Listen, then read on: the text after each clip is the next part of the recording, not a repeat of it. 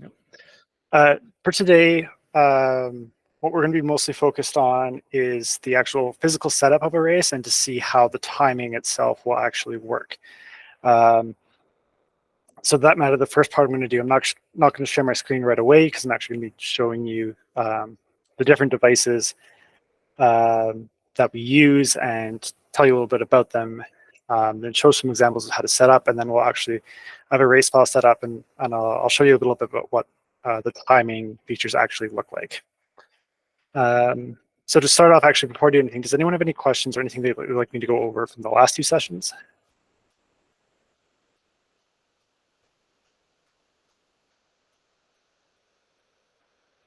Nope.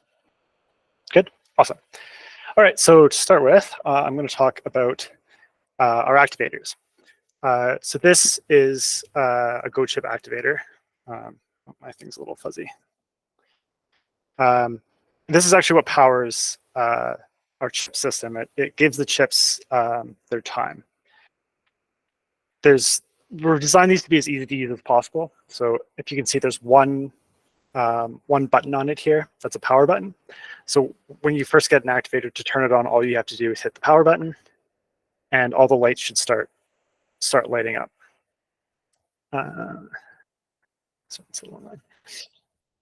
Basically, what you want to make sure is that all four of these lights are green, ideally. First one's the power button. Next one is the battery. That just means that the battery's good to go. Loop will turn green once you've plugged it in, which I haven't yet. And then this last but one is the sync. And the sync so inside this is there's a clock, and right now this activator is syncing itself with the satellite time. So just so that it makes sure that its internal clock is synced to everybody.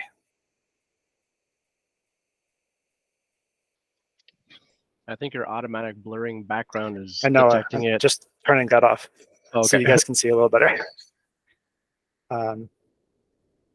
So what will happen is when I do plug in a loop,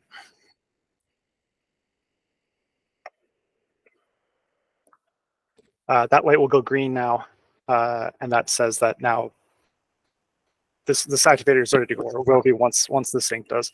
The sync takes, depending where you are, when you're inside, which I am, it takes a little longer. But when you're outside, it goes pretty quickly. What's it syncing with? It's syncing with the satellite. So there's a satellite that's sending a time. So this one here is already synced, and you can see all four lights are green. So that's what you want to see. That indicates that this activator is now ready to go.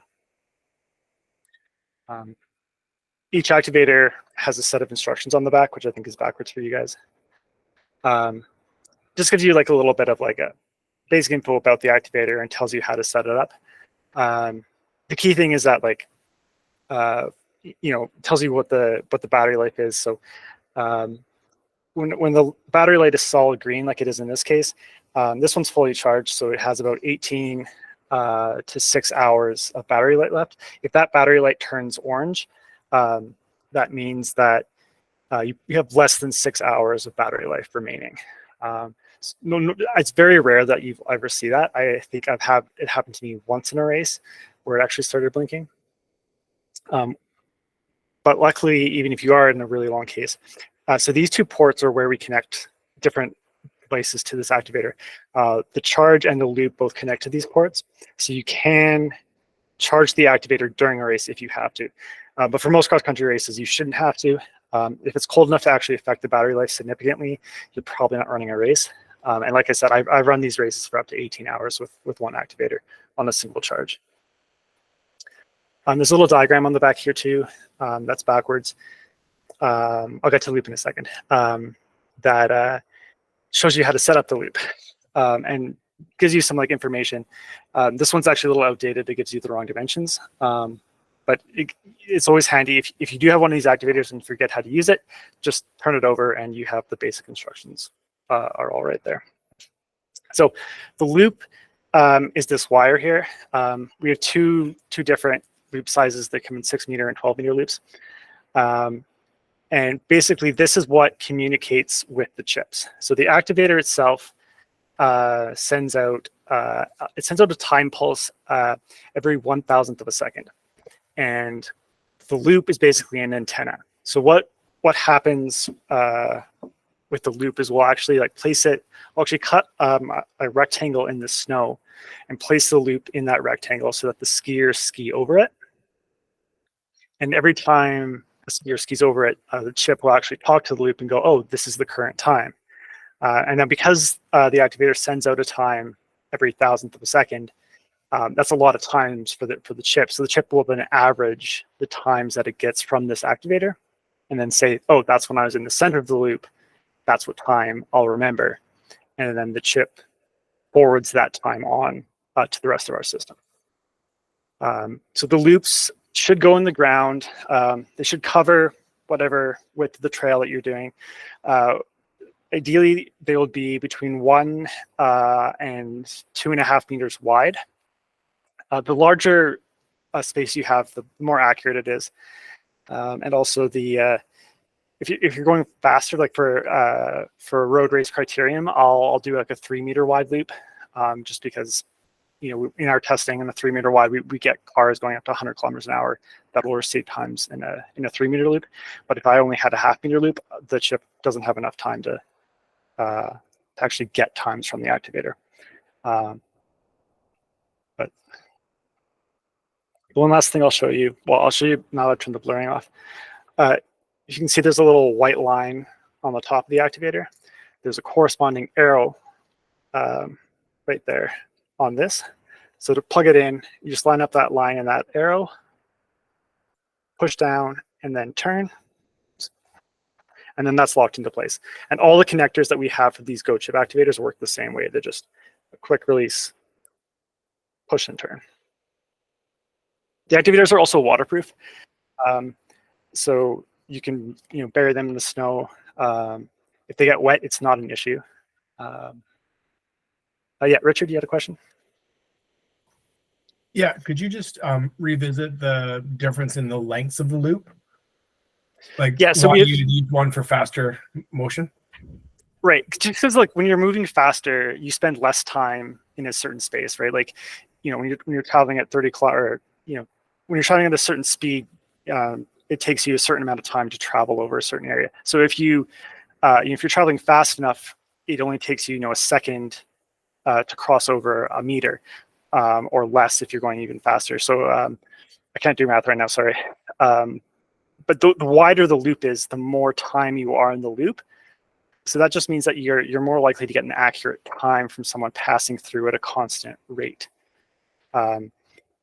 If you have a really narrow loop, then the chip is like only going to very briefly sense that time, and it might not sense that time at all. So you're more likely to get misses.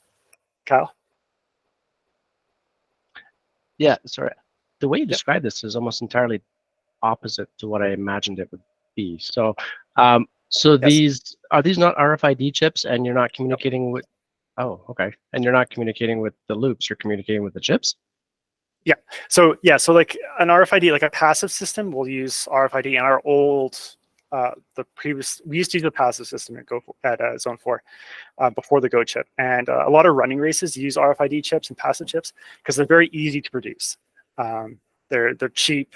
You can put them on a bib and then you just go out. The problem with an RFID chip is that you'll get a lot of misses, and you really have to push.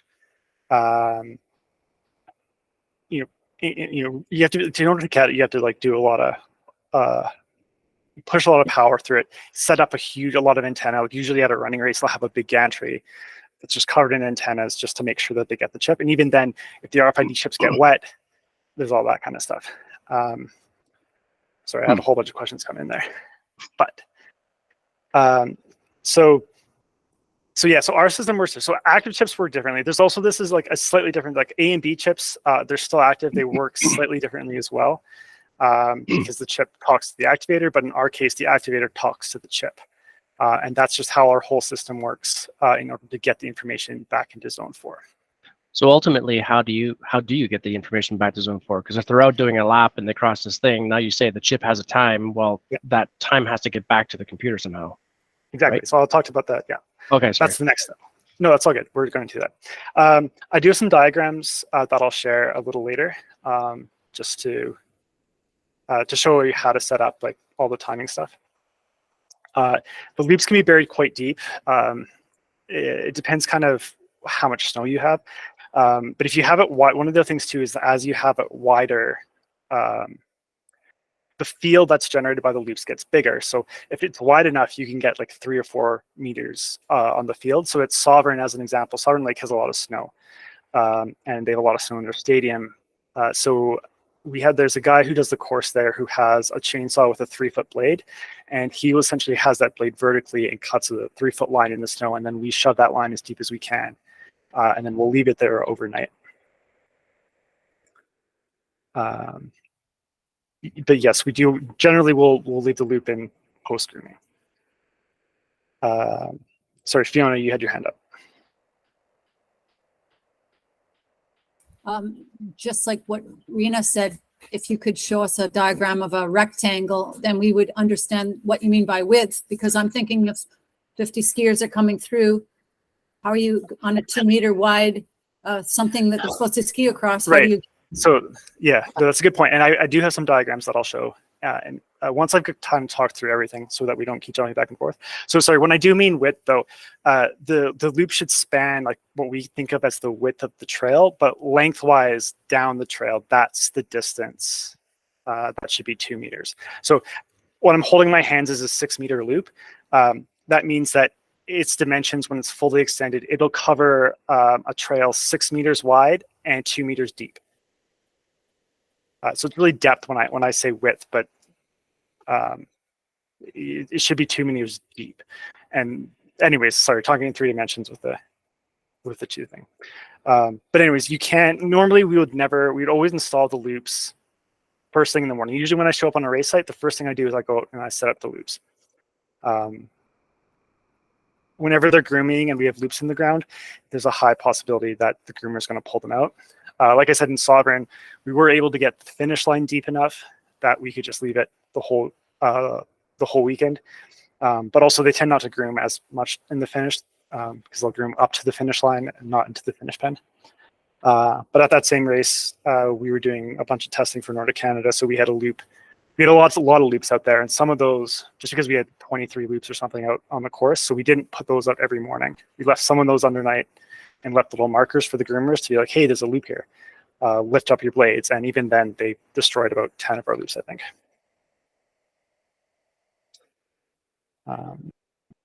So the one last thing, which is related, we have this device or this thing. It's called a loop checker. So basically, it's essentially a chip. It's a timing chip, just like our other timing chips.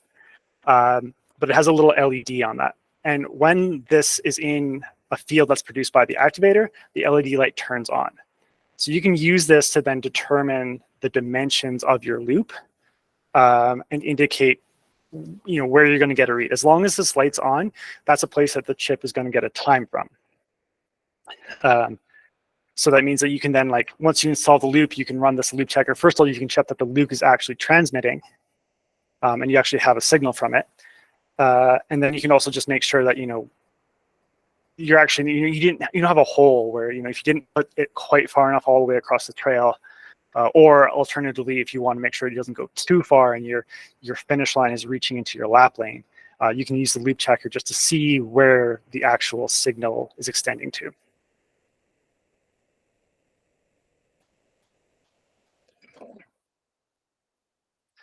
These are the timing chips, which I assume you've seen around.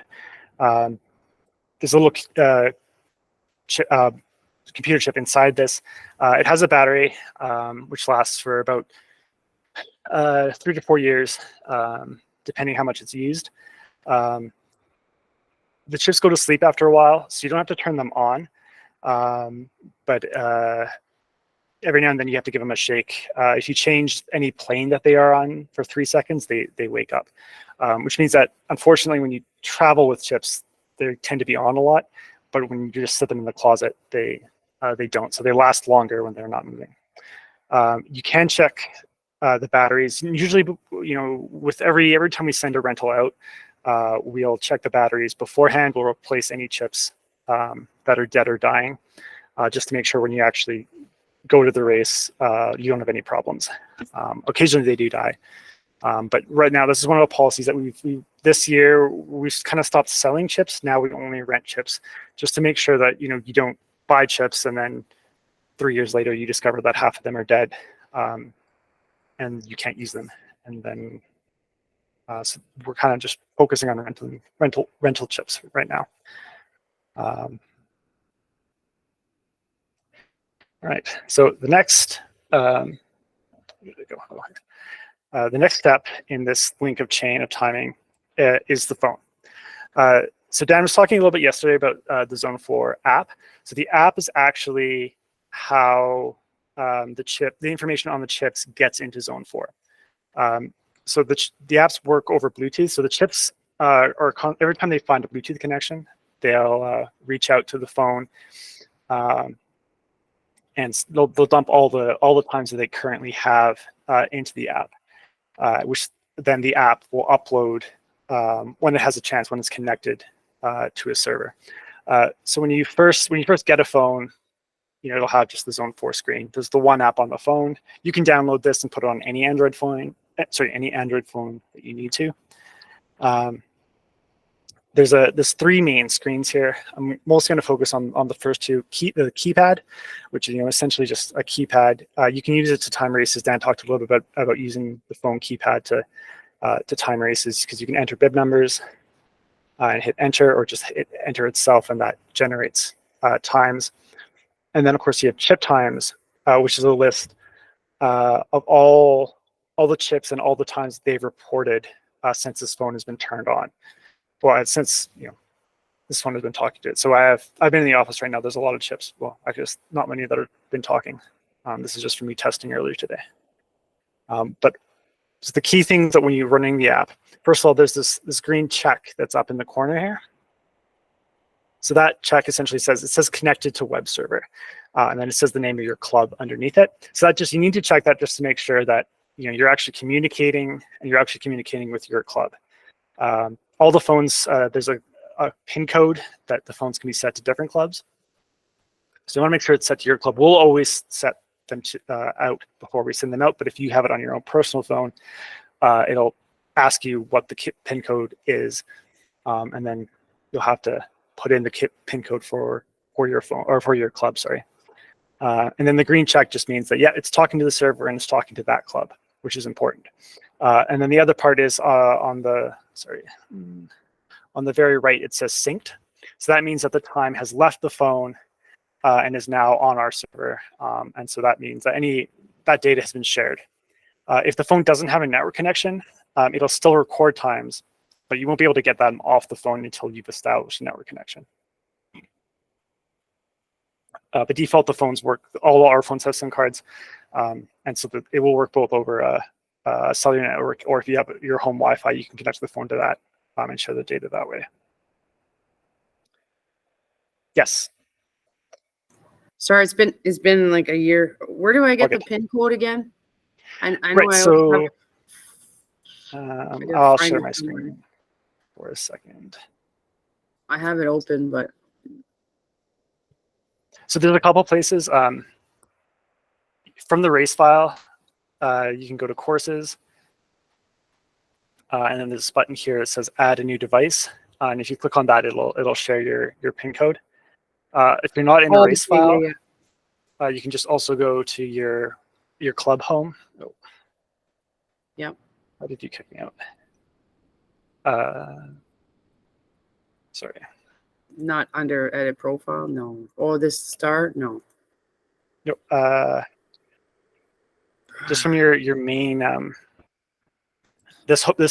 this page here, which is like your home, then organization home. There's another button that says timing devices, and if you click on timing devices, you'll see that PIN code up there. Okay. I have another question later. Sure. About the phones, but we can ask it now if you have any. Okay. So I was timing a race. So I've played around with the phones and stuff, which is great. But when I was timing a race, I had summits and I had the phones.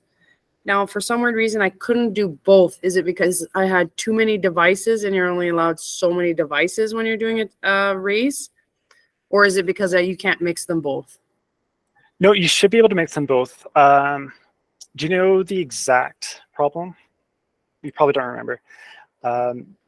What So I would say, I yeah, had go all ahead. my summits, and then I Yep. added the cell phones as another backup. I was just crazy, and I added a gazillion backups, and it didn't appear on the screen itself. You know, when you're watching the windows, could that be a setting in you know how you only have so many columns when you're watching your times fly? Yeah, I mean, it's possible if you had so many columns that it just extended beyond what it could display. I don't know if there's a limit. But there shouldn't be any problem mixing phones and summits. The one thing that like I was thinking, but not if you couldn't see it at all, the summits usually talk to a server box. And so if you want the phones to talk to the server box, you actually have to set the phones to push to a server box instead of pushing to web. But you'd still see the phone, the column for the phone. You just wouldn't see any times coming in if it was pushing to web as opposed to server box. Okay. I can't remember. It was so far, but okay. So it's either because I had the phone set up. I thought I did, but anyways. We'll go through it maybe and we'll see. I could just try it another day. Sure. But yeah. Yeah. Okay. So yeah, so the keypad can be used for bib recording. So like you can enter as you enter bibs in it, then it'll record the bibs. And so you can run the same phone to do both the chip times and like you can have the chip times running in the background. Usually we don't do that, but we also usually have like multiple phones set up because there's not really a problem having more phones. The more phones you have, the less likely you are to miss a chip read. So, and then to actually change the no, that's the wrong phone. To change the code in the phone, I'm going to stop presenting just so you can see my screen.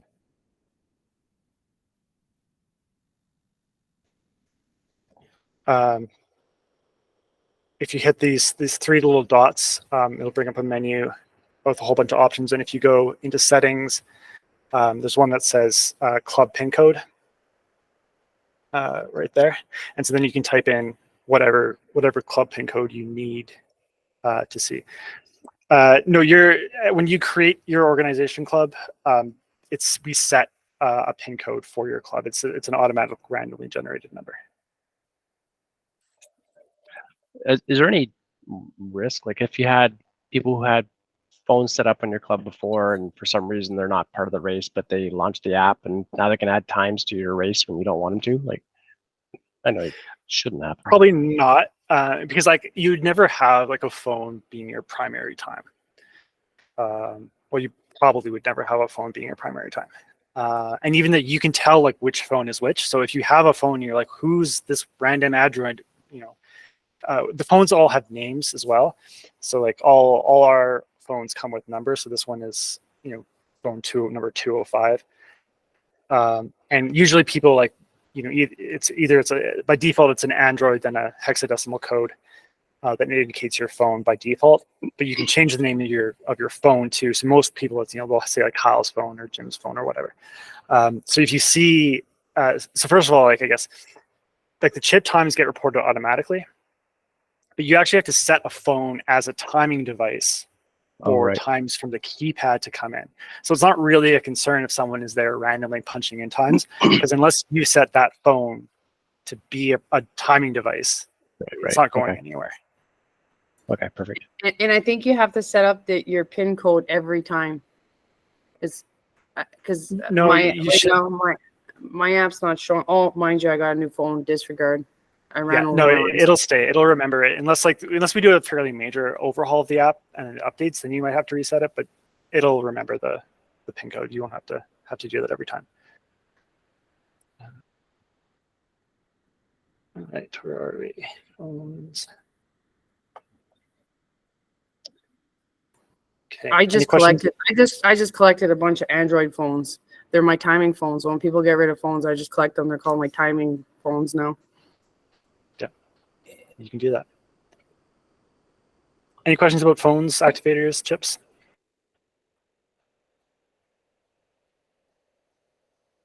Cool. Moving on to the next device. So some of you, I'm assuming, have used these before, but I'm going to go over them anyways. So this is a summit timer, which are fairly common in cross country because they remember all their times. They have big, easy buttons that are easy to use when you're wearing gloves. So we use these quite a bit in the winter. But basically, there's two things with the summits is that just like a phone, you have a keypad on the summit.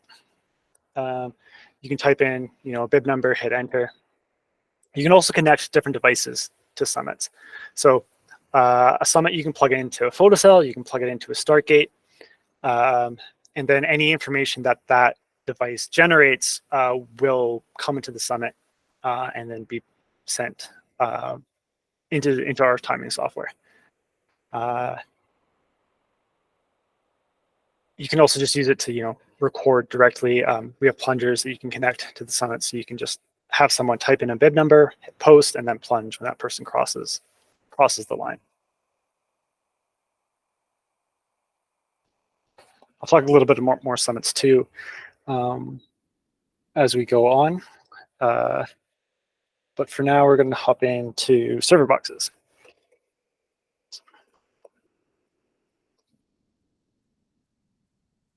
So this is a server box, and the reason I'm hopping into it right now is because for the most part, you'll need a server box to talk to a summit.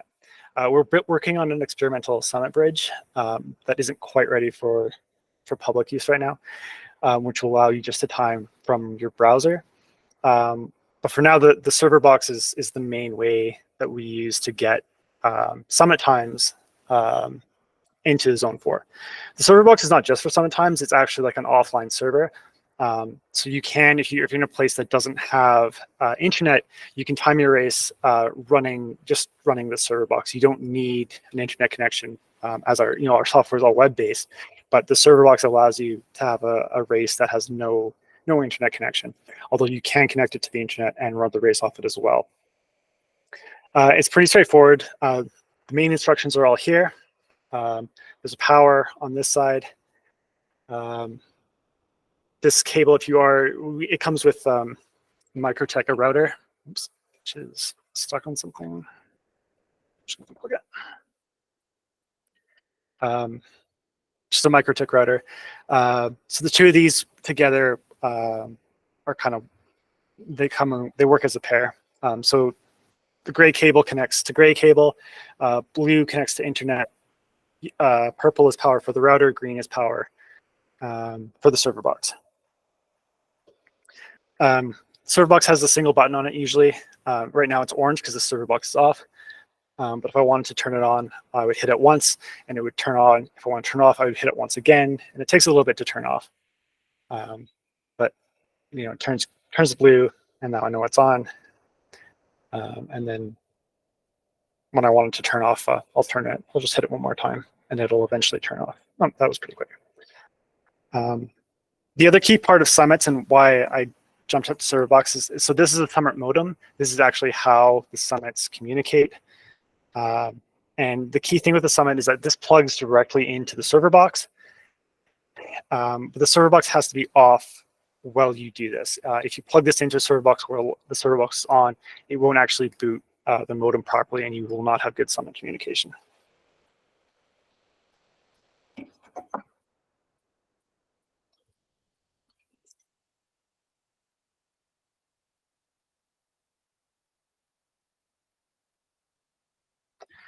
These routers come, or they produce their own Wi-Fi network. It's Zone 4 timing. All the information is printed on here. So if you are renting a server box from us, or if you own your own server box, you'll be able to, this will tell you how to connect to the what network that comes in. It's also how you would wirelessly connect to the server box itself is through this timing network. So you actually have to go connect to the Zone 4 timing Wi-Fi and then navigate to the server box. And I'll demonstrate that a little more once I share my screen again.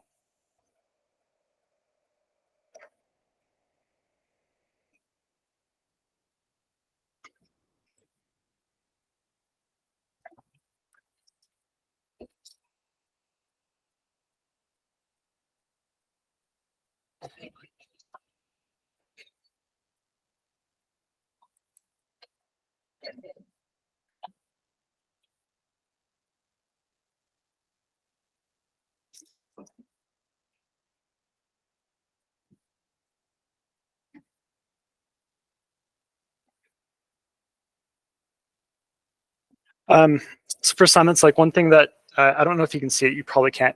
So in the top right here, there's a little flashing asterisk.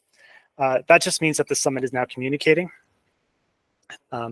If it's a solid one, it means that the radio antenna here is on, but doesn't have a good connection. If it's flashing, it means it's communicating.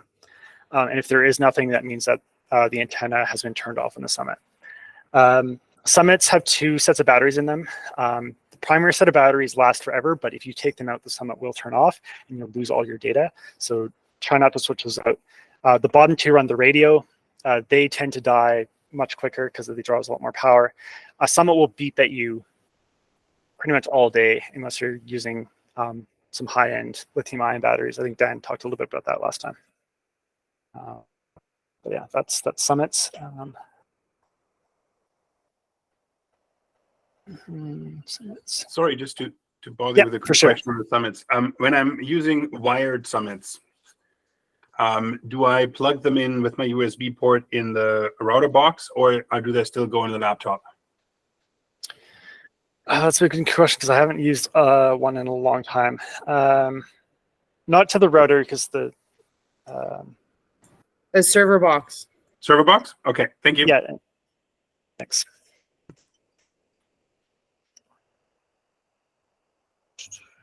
Okay. And your laptop goes to the server box. Yes, the With laptop will wireless Yeah, or USB? Just wireless, right? You just log in? wireless. Yeah, yeah. So the server box, well, the router produces the Wi-Fi network. So you just connect. You just connect to that Wi-Fi network, and then you can actually access the server box over that Wi-Fi connection. I'll show you a little bit in a second here. The last couple things I'm going to talk about, start gates. It's pretty standard at all cross-country races. These will connect either directly to a summit, or we have these cables here called a freeze time cable. So the freeze time cable will plug into the start gate, and then this other end here plugs into the activator. So what the freeze time cable does is, as I said before, the activator spits out a time every thousandth of a second or 10,000th of a second, I remember. But what the freeze time cable does is when the activator gets a time from the freeze time cable, it actually stops producing the current time, and for the next 10 seconds, it only spits out the time that it received a signal from the freeze time cable. So this is how like starts then work. Because you can't start someone standing directly on top of a loop, because then they're in the loop and their chip is getting times from the loop as they're waiting for their turn to start. So because of that, we have to put the loop several meters down the trail just to make sure that whoever's starting is actually outside the loop and not collecting times while they're waiting to start. But that, of course, then offsets their actual start time a little bit. So what the freeze time cable does is that it essentially sends that signal when they start, and then that's the time that the activator will actually send out. So that's the time that the chip will record. So for 10 seconds after that gate opens, any activator connected to that gate will send out that same time, and any chip that goes through that loop will take that same time, so that we actually have an accurate start time. And last one I'm going to talk about tonight, photocells. Photocells are then something that we use a lot in cross country. These ones are a little old, but they're fairly basic. They have some ports on the back that we again connect to summits. But basically, a photocell creates a beam of light that we place over whatever timing point you need. Usually it's over the finish because we don't really care that much about lap times. And then when that beam breaks, it sends a signal to a summit, and the summit goes, oh, hey, this person's finished, and puts that into zone 4. So how far outside the loop do chips get times? It depends how big the loop is. I have a couple loops set up in the office because I'm going to show you exactly. I'm going to run like a bit of a mock race for you guys. And so right now I'm about 1.5 meters away from one loop, but these chips on my desk aren't in the loop because it's a very small loop. But the bigger, because the loop's an antenna, the bigger you make the antenna, the bigger the field is. So normally it's about 1 meter outside the edge of the loop. But if it's a smaller loop, it'll be maybe 0.5 meter. If it's a bigger loop, it could be as much as 3 to 4 meters. So is it an issue of racers standing on the side of the trail and getting times outside their own race? Very rarely. So we usually try and control when we put the chips on. So a chip only goes on the racer right before they start the race, and it comes off the racer right when they finish. When I say right before, it's usually like, we corral them in the start pin. So right, they enter the start pin, they get their chip, and then within the next minute, 2 or 3 minutes, they'll be starting the race. So they're not wandering on the trail with their chip. Same thing when they finish, they should take the chip off. There's a few times around this where it doesn't work. Like a relay gets really complicated a lot of times because you have people in the transition area and they're warming up and they're waiting for their teammate to come in and tag them. And so in that case, yeah, when you're setting up your relay, where's my words? Your stadium for the relay, you sometimes have to be very aware of where racers are going to be and where the loops are going to be in regards to the racers, because you don't want them accidentally triggering the loop. At Art of Winter Games last year for snowshoe biathlon, sorry, I had a whole lot of problems just because it was such a tight area and the snowshoers were, they only did like a 500 meter loop. So I had very limited areas. And so I got a lot of extra times that I didn't want in that relay race, just because there were so many kids and they had such that limited area that it was very hard for them not to accidentally trip the loop. So the chips are normally handed out with the bibs to, like, say, a team. You get 50 bibs and 50 chips or something like that. Right. So normally we wouldn't do that. But we'd hand out the bibs like the day before, but we would highly encourage that the chips go right before the race. It depends a little bit too what you're doing. Like that's for a provincial cup level, that's how, or higher, we would do that. For a Loppet, it's sometimes a little different. Like for the Berkey, as an example, when you register for the Berkey and you go and you pick up your bib, you'll also pick up your chip. And this is just because there's 1,600 people who race the Berkey. We can't hand out that many chips directly before the race because it literally takes like a full day before the race to hand out all the chips. So they will pick up their chips the night before. But in that case, then there's always problems because there's always people who forget their chips and then they show up and we have to give them new chips before the start. And there's always people who are accidentally trigger the starting lines before they go. But again, in the Loppet, it's easier because in a mass start race, when they start. And in Zone 4, before you have a start time, none other time will matter. Like if you don't have a start time, Zone 4 will essentially ignore all other times until you started. Okay, cool. Thanks.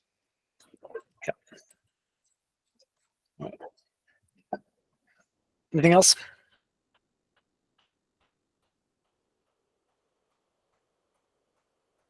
Okay, let's talk about placement then.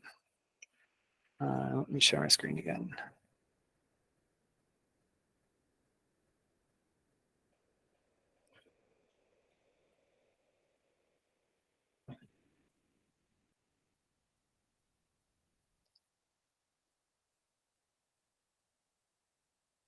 Okay, so this is a very handy page that we have on our help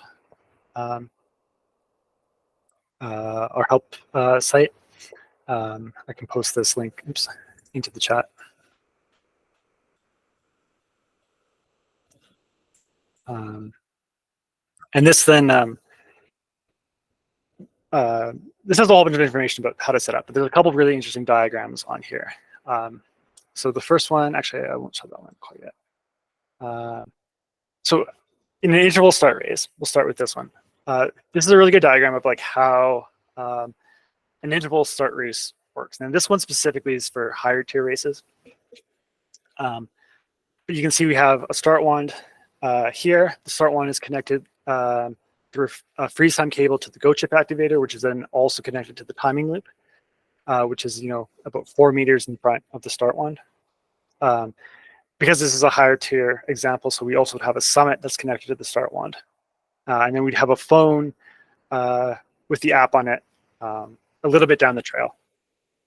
So normally we always have, every activator has a phone that goes with it, and we'll always put the phone a little bit down the trail, about 3 or 4 meters down the trail, where so then it's out of the field, so that's how it gets times. Yeah, Kyle? Sorry, so you said that the freeze time cable Yeah. makes it so that for 10 seconds, it's only going to get that same time, but that loop is only 4 meters down the road. So what's the point of the timing loop? Because it's not going to give you a time, or is it going to give you time? It's going to give you time. So it's 4 meters from the time that it's for 10 seconds. This gate opens, and then for the next 10 seconds, this activator only spits out this time. So it's always spitting out times. But the thing is, so if this skier opens the gate and then stops here outside the field and then waits for 10 seconds and then crosses it, they'll get a time relative to when they actually cross the loop. But they should cross this within 10 seconds. Which means they won't get a time? No, which means you will get a time. You'll get the time that this gate opened. So the freeze time cable, how it works is that when the gate opens, it sends a signal to zone 4 and to the activator. And when the activator gets that signal, whatever the current time is, that's the time that it produces for the next 10 seconds. Oh, right, because the timing loop is the one that's picking up the chips. The gate doesn't obviously know what chip it is. Okay, so you're getting the gate is nothing. The gate's like a mechanical thing, yeah.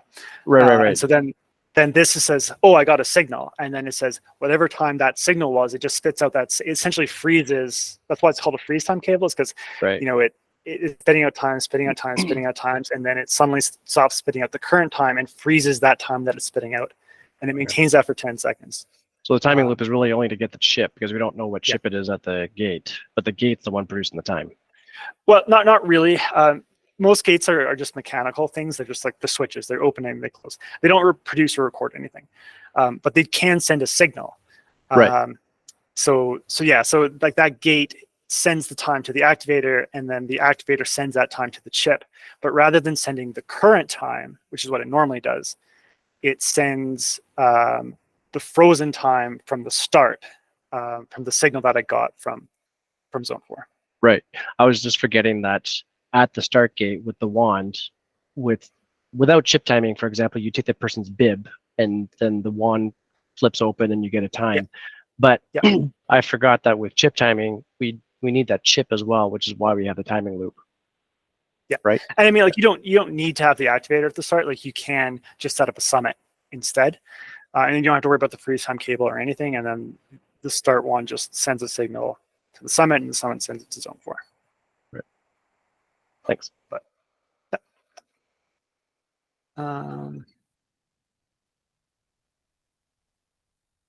now, so in a mass start event,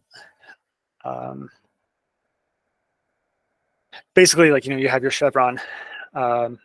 And in this case, this one graphic is a little out of date. Normally, we wouldn't use an activator at all on a mass start, because there's not really any point to it. Sometimes I would if it's a very big mass start, like for instance at the Berkey, just because I want to know who actually started and who didn't. But in that case, I would set the loop would be down here. Oh, sorry, down here, far enough down the trail that they're not standing in the loop. But when they go through it, I actually say, oh yes, this person started, I have a time. But I won't actually calculate their time from that loop time. I'll calculate it from whatever time I used to start the race. So in this example, we have a horn and a plunger that's then connected to a summit. And so then that summit time would be the official start time for the mass start.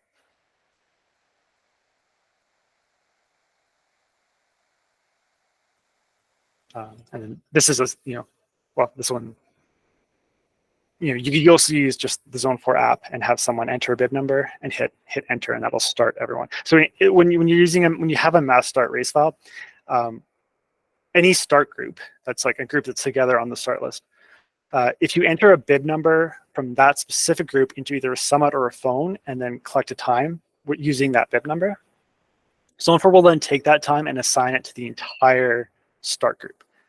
So you don't have to enter like all these bibs to make sure at the same time. You can just pick 53, and all these racers, because they're in the same start group, they'll get that start time. When you've recorded it using the keypad on the phone or with the summit. Does that make sense?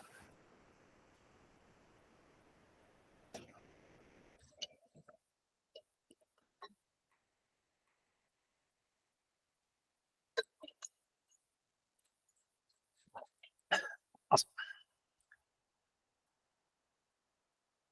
Okay, finish. So here's an example of how the finish would look. So here you have, your loop is centered on the finish line. In this example, you have a photocell that's also centered on the finish line, so the photocell is actually within the loop. The photocell would be connected to a summit, and then the activator is connected to the loop. And in this case, we also show how you'd have a rapid camera or a finish line camera set up if you needed to capture finish line times.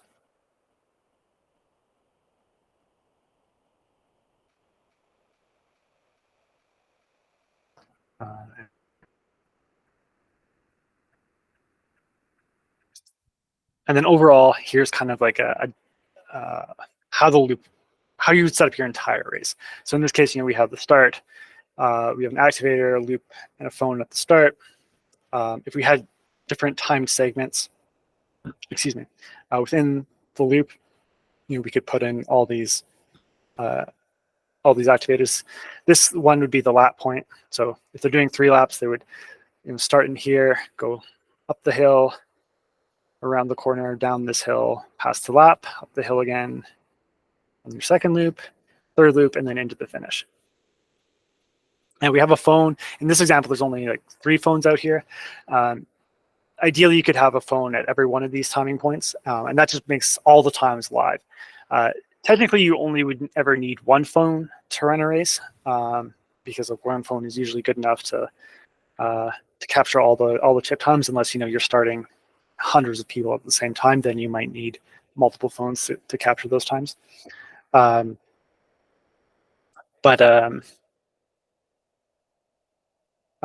we put a phone at every single time point usually, just because that means that the times are live. Because when the phones can push to the web, then all those times then become live, and they'll update as soon as possible on our results. So people who are following along at home or just in the stadium can look at the results and be like, oh, this person has just passed this timing point, and they know kind of where they are.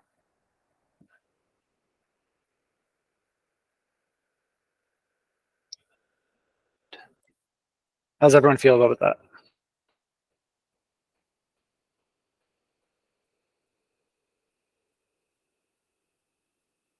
Good. Awesome.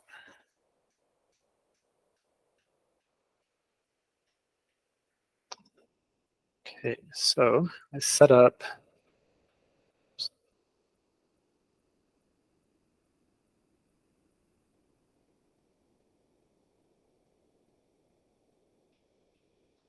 I want you to do this.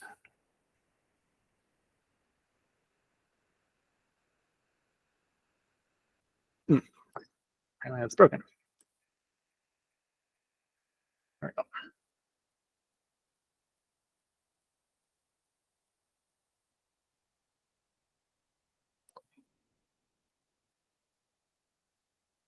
All right, so set up a bit of a race file, just so we can go over stuff, and you can actually see how the times work and how they come in and what it looks like when a time comes in.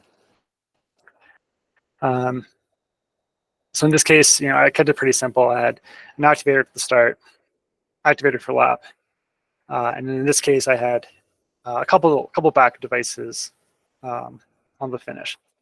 I also set up a pre-call device, because this is something that I don't think Dan really talked about on Wednesday. But a pre-call device is essentially how it produces something for the announcer view. So essentially, we can set up a loop, a timing loop, and an activator, that's not actually, doesn't affect timing whatsoever. It's just its own separate loop. And then if you have an announcer, they can watch the announcer screen that comes with the activator, and then they'll actually be like, oh, that person, started the race. Is finishing the race. I'll talk maybe a little bit more later if you guys are interested. Now, timing. So this is the timing tab. I don't think Dan really got into it all that much. But this, of course, is where a lot of the actual race timing happens. It's where most things, you'll see most things happening. At the top here, there's always these alerts, which are really helpful in case you've missed anything. So in this case, results have not yet been published. That's usually a key thing to be like, hey, your results haven't been published, so you want to go publish the results.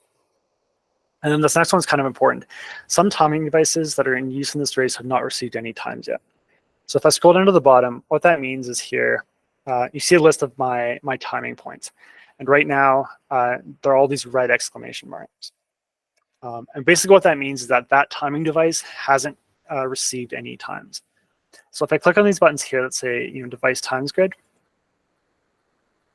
they'll bring up this, and then I can actually see all the times that are in. So in this case, I actually have a time from all the timing devices on here.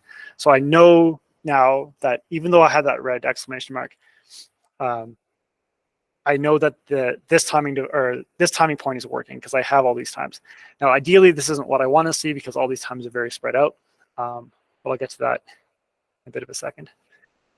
Whereas on this one, I don't think, oh yeah, I still have some times. So I'm just going to go through and I'm just going to check all these times grids, device times grids, and just make sure that I have a time here.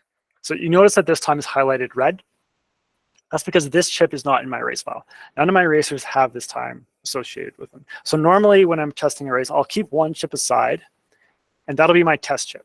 And so as I set it, I'll cut in all the loops first thing, and then an hour before the start, when I actually go and connect the activators and set up the phones, I'll then take that chip and I'll run it through the loop and make sure that that's getting a time. But it should be highlighted red, just to say, hey, I haven't. We haven't got on time. Whereas if there was actually an actual time from an actual racer, it would show a little different. I'm just going to grab. So in this case, there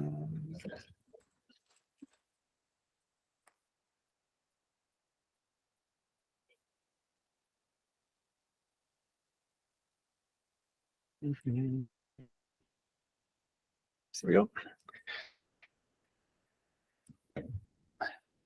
So now you can see that I actually have a time from someone in the race. So if I was testing with this chip, oh, sorry, I'll come back to the screen.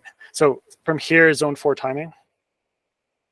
And then I just scroll down to the bottom.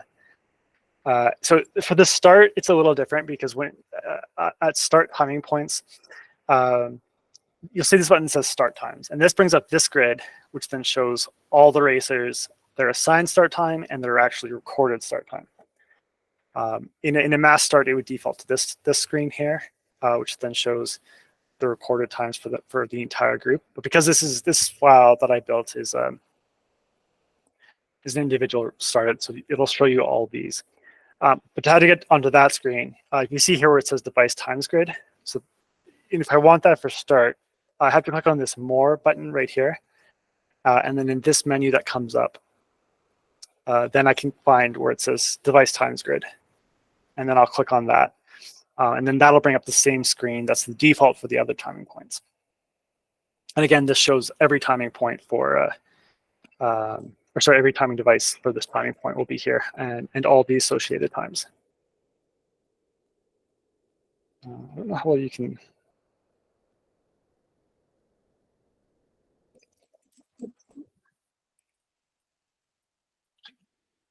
So just going to try and show you how the freeze time cable works.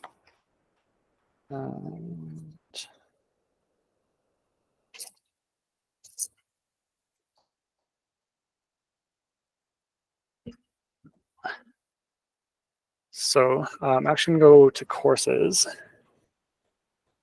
And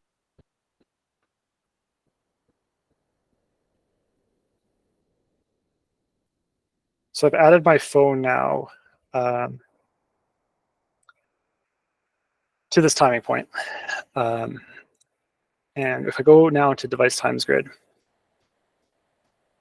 and this is the hard part, I don't know how I'm going to be able to show you both things, but I'll try. So, oops. So if we're talking about bib 2, and actually, so I have my phone set up and I have bib 2 and I'm all ready to go. And then I have the start gate. And then I hit enter and open the start gate at the same time, which is hard to display. And then I grab chip 2, and now I scan chip 2.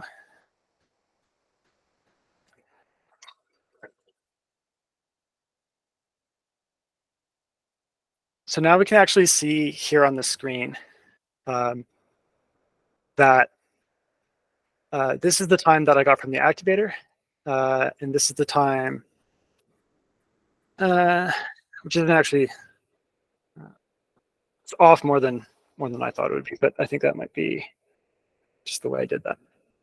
Ideally, those would show the same time, and we could see that the FreeSync cable is actually working. It's also possible that FreeSync cable I grabbed isn't actually working. But ideally, that would be where you'd see them have the exact same time here. And maybe I just waited too long before scanning. But I don't think so, because that's a really big difference. Sorry, Pierre, it says, why is it yellow? So why this is yellow here is because the difference between their scheduled start time and their recorded start time is greater than 5 seconds. So normally, like in this case, I know I'm starting late, so I don't really care about it. But that can be helpful if you're ever like trying to figure out if someone started at the wrong time. You can actually look at this screen and be like, oh, it's highlighted yellow. Something's weird. But it's usually not that big a deal. One thing to also note, here. So Zone 4 will always try and get best time possible for the athlete. So if you can see here for Nathan, I had multiple start times. Sorry, not for Nathan, for Noah, for bib 1. I have multiple start times because I scanned the chip multiple times. But the time that it actually took and the time that it assigned is the latest time. So that actually, so every time, so someone starts and then they start again and then they start again, their actual start time will be the last time that they crossed the start line, not the first time you cross the start line. Because usually that's what you want. Usually if someone restarts the race, they're doing that on purpose because something happened and they get to restart. Occasionally we'll have a setup where you only have one activator, and so but there is a setting under courses here, under start and time assignment settings, under the courses tab. Assign start times by default until the first split or finish time is recorded. But you can also change it to only around the scheduled start time. And if I do that, I'll get this window and it'll tell me, that I need to put in a window essentially. And then I can put in a start time window. And that in this case, start times will only be accepted within that 30-second window. So that if I am using my start activator, I know that it only assign it in that specific time. You can also set it to only after the scheduled start time. So if you could choose, and I wouldn't necessarily recommend this, and especially not for a cross-country race, but you could choose to have no start device whatsoever. And in that case, when people get to the scheduled start time, they'll just start the race. Their start. And if you go back to timing, now it says 134 people are on the race because we're past the start times for everybody. So even though I have no times for most people, Zone 4 is now assuming that everyone has started the race because that was what I told it to assume. But generally, and especially for cross country, the default is what we would leave that as. And now we're back to 2 people starting.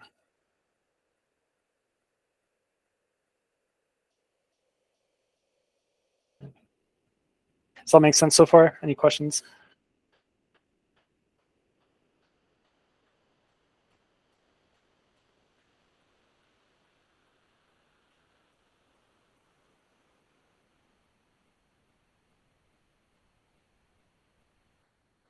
Cool. I'm just going to create some times for us now, and so that I can show you the next step. So be right back.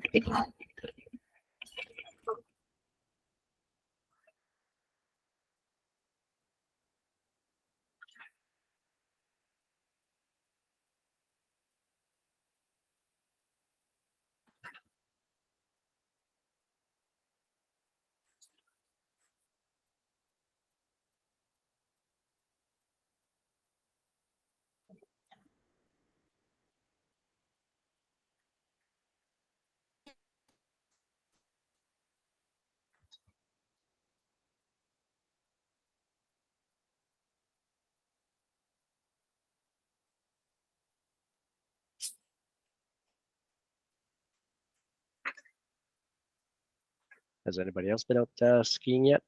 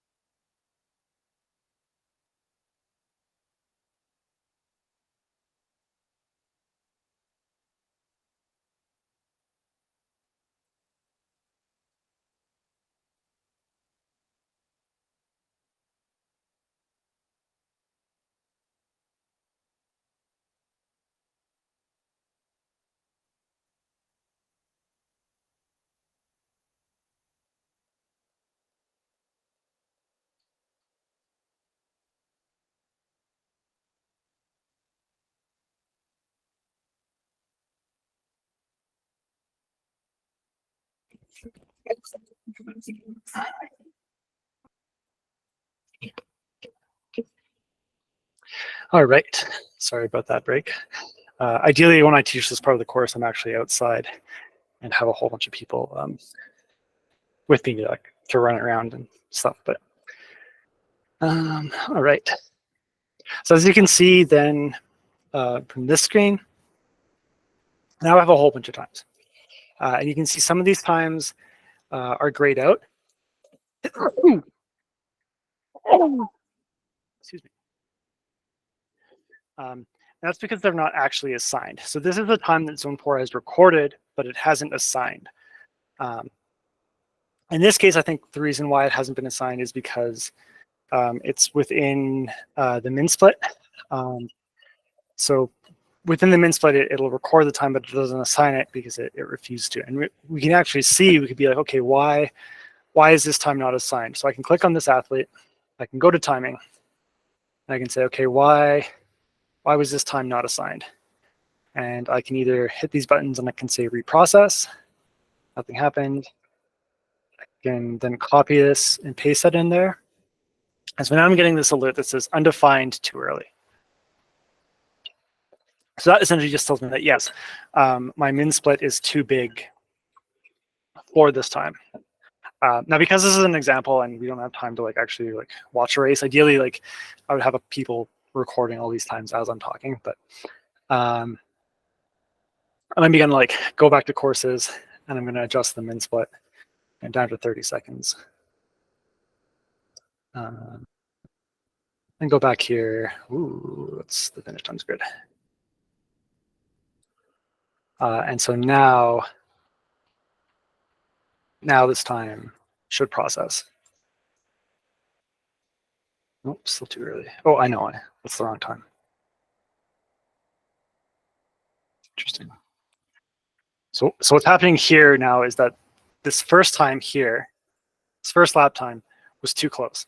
And then this lap time was too close. And then this lap time is too close. So this last time is the first lap time that was outside the min split. So it was the first one that was assigned. So it was assigned here.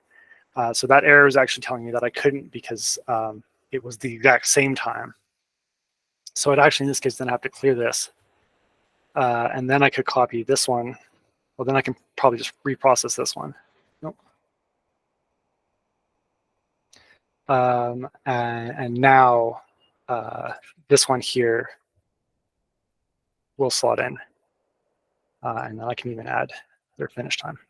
And so you notice when I build in this time, this final time here, this bar at the top, the status bar, changed from green to blue. So blue indicates someone's finished. Green means they're in progress. Red or gray would mean that something's happened, either the DNS, DNF, or DSQ.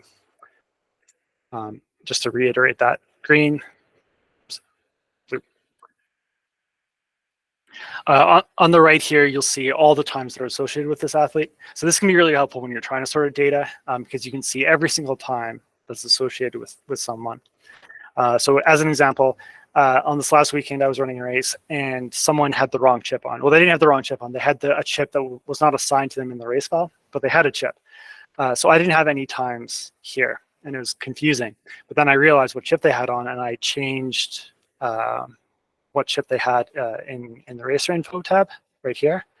And then all of a sudden, all those times appeared. So you can see that here. You see these times that are associated here. If I got rid of this chip here, maybe this won't work. So now that cleared all their chip times because there's no longer a chip associated with this racer. But any time that's been processed is still in place here. But if I go in and I throw chip D3 back, and then look at this again, now all those times are back.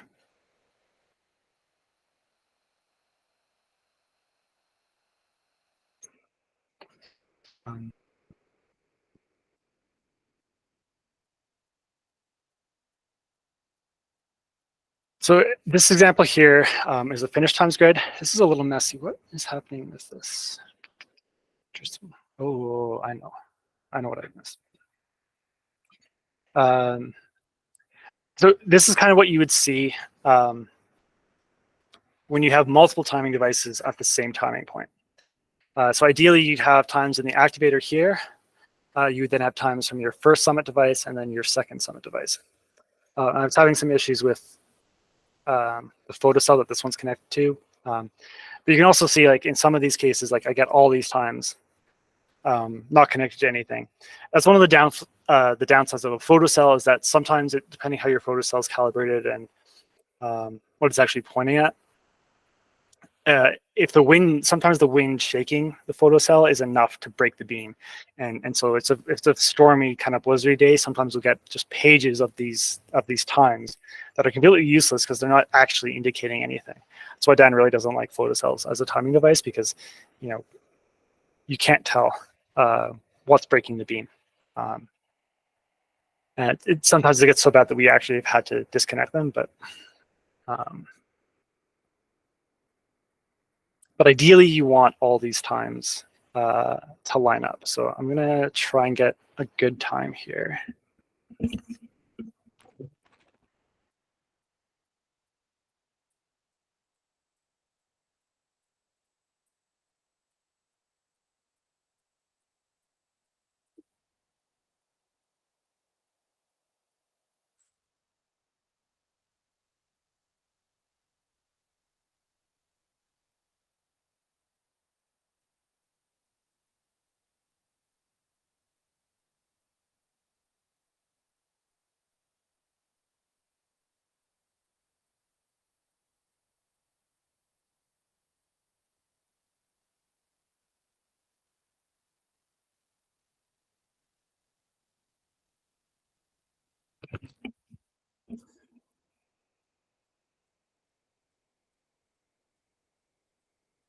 All right, so in this case now I have a time all the way across, which is kind of what I want to see, where I have an activator time, a summit time, and a summit, or summit 2 times, summit 3 time. One of these is off by considerably more because I was just using my thumb. What this does is in the times grid, this gets really messy. So something that we want to do is set device accuracy. So this button up at the top here, it says set device accuracy. This controls the relative accuracy of the devices. It doesn't affect the times whatsoever, but what it does is it tells Zone 4 that, oh, this device is only accurate to this degree of precision, whereas this one's accurate to a much higher degree. So normally whatever your primary device is, so if this race, your A time, your A summit time should always have the highest degree of accuracy. And then you can adjust the other ones from there just to get them to line up. So this isn't the best example because the photocell isn't actually working very well, but normally you never see the times be as big a gap as they are right now. But in this case, if I say this one's good to 100th of a second, this one's good to 1 second, which is way too high, and this one's good to 5 seconds, and I click save. And so now you see like this condensed a lot of these time grids. It made it a lot easier to see all the way across. So basically, if they're within, in this case, if all these numbers add up, so in this case, this is 6.1 seconds. So if all the times are within 6.1 seconds, they'll all appear on the same grid. And how am I off by? So here, 5. So I'm at 6.4. So if I actually made this half a second, normally again these numbers are way too big. Ideally, like 1 or 2 seconds would be the most you'd ever set one, but still not quite.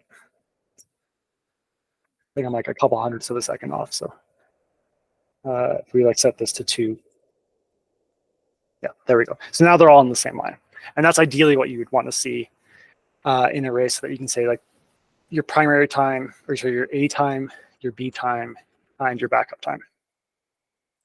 And then you can, this column is also ordered based on the primary. So, well, in this case, I said activator is the primary time, but if I had multiple primary devices set up, I could then, and it might even work here, like if I made this one 0.5 and this one 2, you can see that these columns then switched. because now this the Summit 2 is now the most accurate according to Zone 4. So it's putting that one first.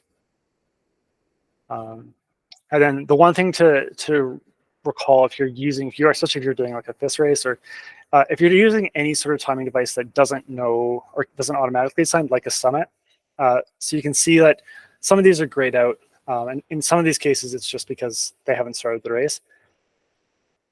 But if I know, but it's also like, you'll see this if your primary, or so if your A time is a Summit connected to a photocell, that time won't automatically assign. So it'll always be grayed out like this. So what you would actually do is then you'd actually click here in the leftmost column, and you could then type 41. And now that time has been assigned to that athlete. And if I also knew, if I had like some other information that I could say this time here was athlete, 46, I could type 46 in, and then I have a finish time for that athlete too. But I would only do that if I had some other indication that was that athlete. And if, of course, if I make a mistake, I can, get rid of that, and then that's gone. Yep. Okay, so I looked at my old race file. So I was able to look at it, and I do see my Android there, but it wasn't recording times at the time. But I know that my Android would work because I tested it prior, but not with the Summit and Android. So I probably missed something. Right. So I'll talk about this now, I guess. So this has to do with Summit communication. So the Summits, because of how the Summits talk to Zone 4, they don't actually talk directly to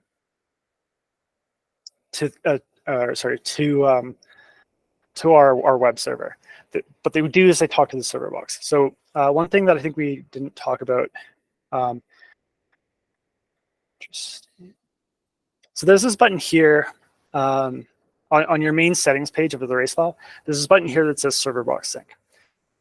So if you want this race file to appear on a server box, you can hit this button, and it will then actually sync between the two of them. So if you're using a server box, first of all, that's a good button. But also, like, a server box will actually, the difference between like a server box and the web server is that it'll actually like record times a little differently. So I'm actually going to go to the server box now just to show you what it's like. So I'll pick up a new tab. All our server boxes have the same IP address. So we're going to go to 10. I don't actually remember off the top of my head. 23.33.254. And then that'll take you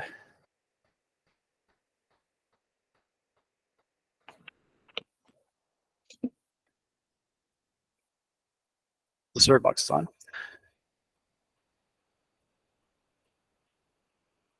It should take you, if it ever loads, to the server box, and then what's going on?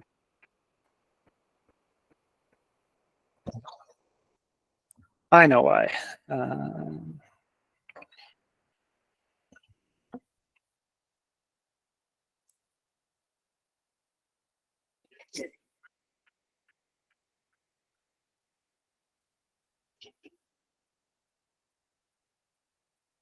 Sorry, Etienne was doing some testing, and he turned on another server box, and now my computer doesn't know which one to connect to. So I rectified that. Okay, so now you'll come to this page when you go to that 10.23.33.254. They'll take you to this page, and it's a standard Zone 4 sign-in. You don't want to use your own for this. You want to use the email address serverbox@zone4.ca. This is also it's all written on the top of the server box. So if you forget, don't worry. There's no password. Just sign in with that email address. And so then this is what you'll see in the club. Before I do anything else, I'm just going to show you how to do some managing, specifically towards summits. So if you click on this Manage Server Box button up here, it'll take you to this screen. You then go under Summit Timers. There's a drop-down menu. You pick your time zone, and then there's a button here that says Sync Summit Time.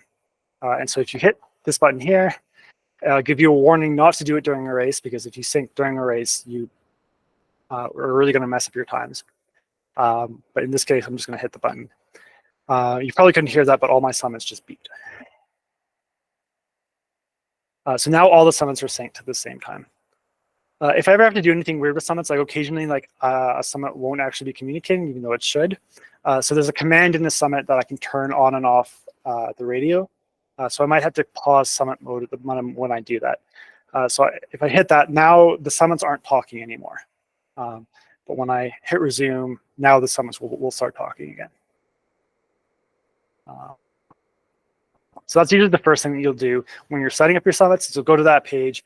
You'll make sure your summits are on. You'll hit that button and make sure that they're all synced and that they're all talking.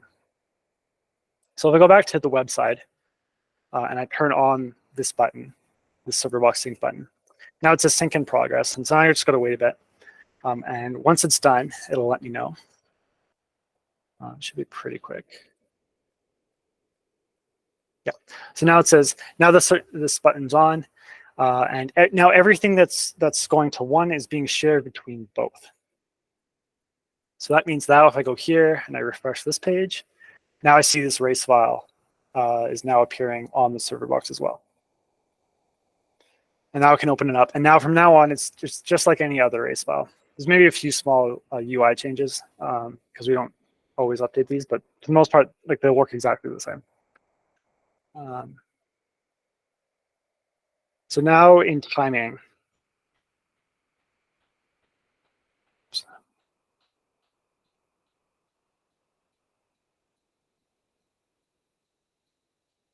so far everything's been synced.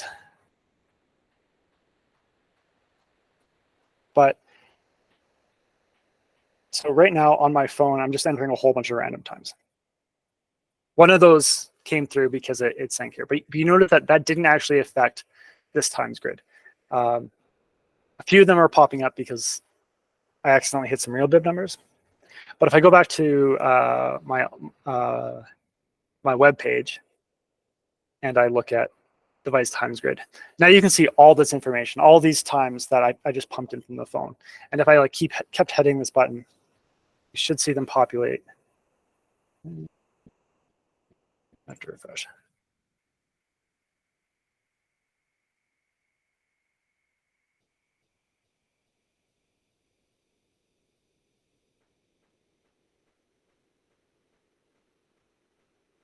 There you go.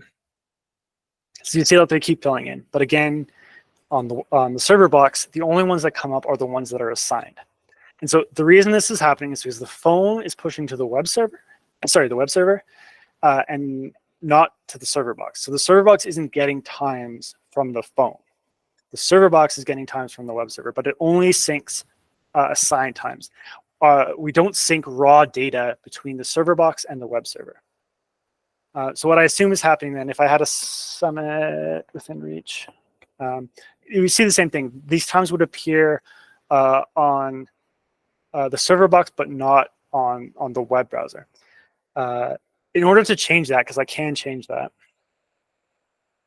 first thing I would have to do is make sure that the network that the phone is connected to is the Zone4 network.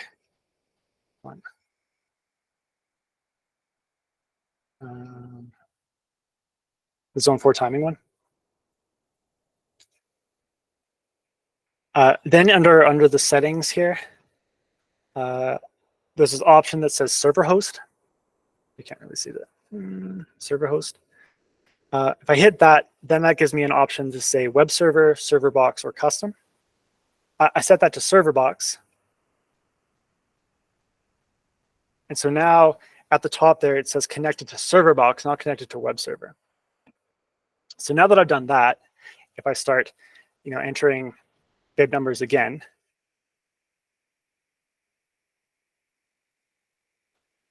and they're synced. So now you can see that they've appeared here on the server box. But if I go over to this grid, oh, it has synced them. Or maybe not all of them. Yeah, so it didn't sync the ones here. But they are, because they're raw data, they're not doing anything. So now they're on the server box, but they're not on the web. So I think that's what was happening with your race file, is that you were looking at one, but the phones were sending the data to the wrong place. So that's why nothing came in, because you were on the web and they were pushing to server, or vice versa. Okay, so I had my phones on the web rather because I thought I had put them on the server box on the. I had picked the backup Zone4 server box. That would be like, it would be my guess. There might be something else that I'm missing because like it's an old race file.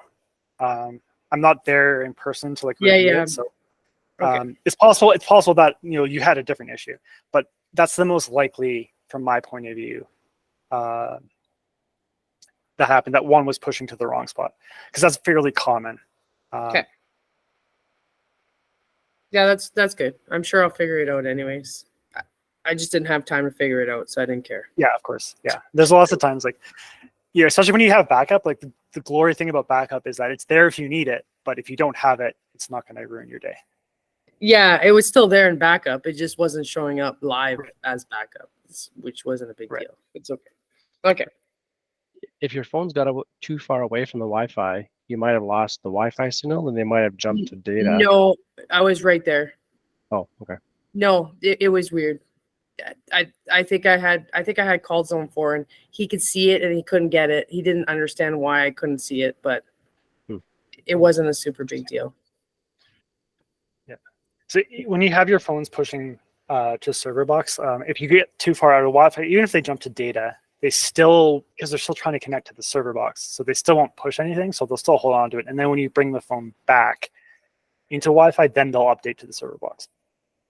Yeah, there was just something weird. I just wanted to see where I should look, or I'm sure I'll find it I'll find it next time, but I just wanted an idea of where to look.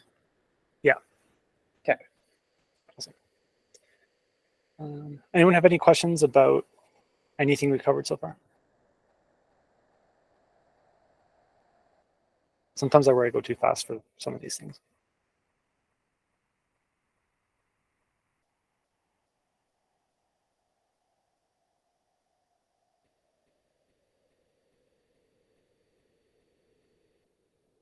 Cool. There's another other couple screens here that can be useful. So one is the racers grid. So this shows a list of every single racer. Sorry, I'll come back and go over some other things if you need me to. This will show every single racer and all the times that are currently assigned to them. So this can be really useful if you're just trying to find like problems. Like you might be like, why, this person, like here as an example, 41, I have a finish time, but I don't have any other times. That's weird. I should have a time in every single one of the column. So I can click on them and then I can go to timing and I can try and figure out why I'm missing all these times. Now in this case, it's because I didn't actually record any times for this racer. But generally you can then figure out something had gone wrong, and you can, by looking at all the raw times on this screen, you can then fill in and try and figure out what happened here. So especially if you have like a lot of laps or a lot of things, this can be a very useful screen to try and figure out what went wrong and if there's any things that you need to be aware of. For example, if you're always missing one of your splits, then maybe there's something wrong with that timing point and you need to go find out what is wrong with that timing point. The other good thing with this screen is that there's a button here under Tools. And it says called Reprocess These Racers. So occasionally something doesn't happen, like the times don't look right, or the times just aren't assigning. So you can always come in and you can click this button, Reprocess These Racers, and then Zone4 will essentially like look at every racer and try and fit in any times that haven't fit in. So sometimes if you're like you're missing a whole bunch of times, and especially if, like, as an example, if you had a timing point that for some reason the times were it had the min split too high. For some reason the times were there, but they weren't assigning because of the min splits were. And I knew that for everyone. And I had a whole bunch of people who I was missing their lap time for because the min split was set too high. I could then come in and click this button, Reprocess These Racers, and then Zone4 will fit in all those times. Also, if times come in late, sometimes they won't be assigned, because if you already have a finish time, sometimes the lap times won't assign. but then you can tell Zone 4 to reprocess, and usually that fits in. So, sorry, the min split under courses. Sorry, I guess I realized that. Yeah, this is a little fresher in my mind. You guys have had a couple days. So the min split is this time right here under courses. So the min split is the minimum time that can pass between timing points. So as Dan said, normally we set it to like something like 5 minutes, but for the purpose of my demonstration, I set it lower so that I could get more times in quickly.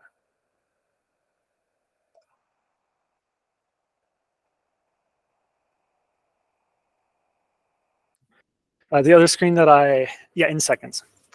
So any time field that you put into Zone 4, it'll always assume it's seconds unless you give it enough digits that it assumes it's hours. So if I typed 500 in here, thinking that's well, if I typed 5, that's 5 seconds. If I typed 500 because I forgot the colon and I wanted 5 minutes, it's going to read that as 8 minutes and 20 seconds. So even like on the start list, if like if I'm changing this gap, sometimes I'll just type 300 because that's 5 minutes, and that's quicker than having to input the colon.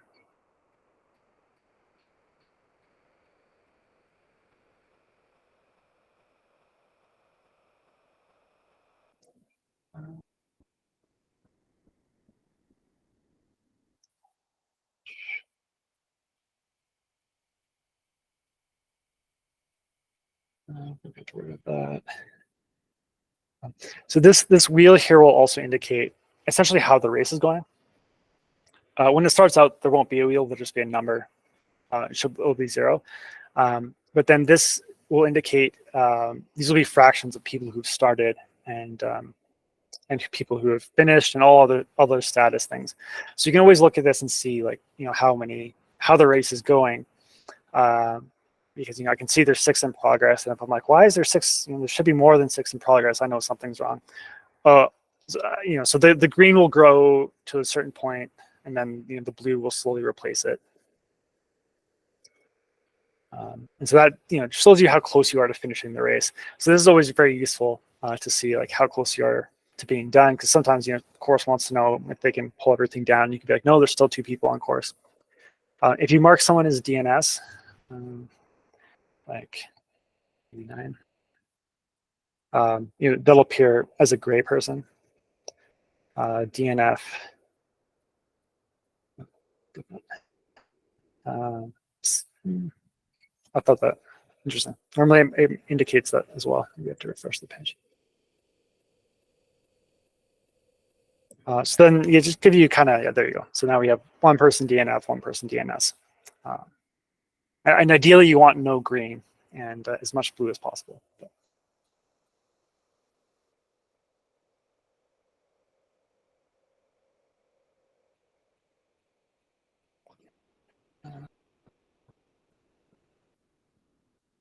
The other thing that I'll do when I'm in a race is I'll often have the results open, and then I can just see what the public is watching, and also I'll highlight any times. Like if this was a real race, this lap 2 time wouldn't make any sense. So I'd investigate that. But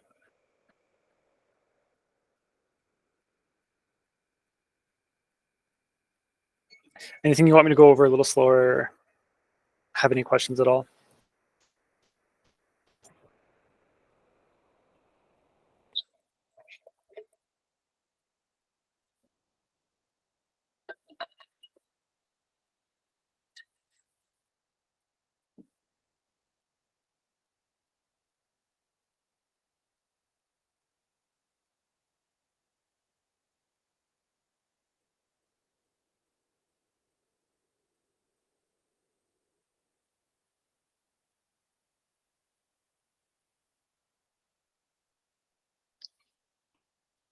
For sure. I think I'll share some videos too, because we have some videos on our help page that I'll share with you, because especially for stuff like putting in the loops and stuff, that's really really useful. I can also show you if it helps to slow you down a little bit. we can track like one racer through the race. So if I take, my one chip, my racer 42, and then let's say they start. And so now like I have their start time. So that's good.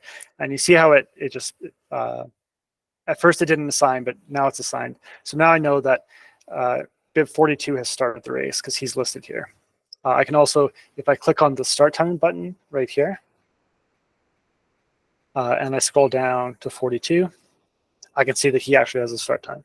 Whereas all these times are blank because these people haven't started. That makes sense so far?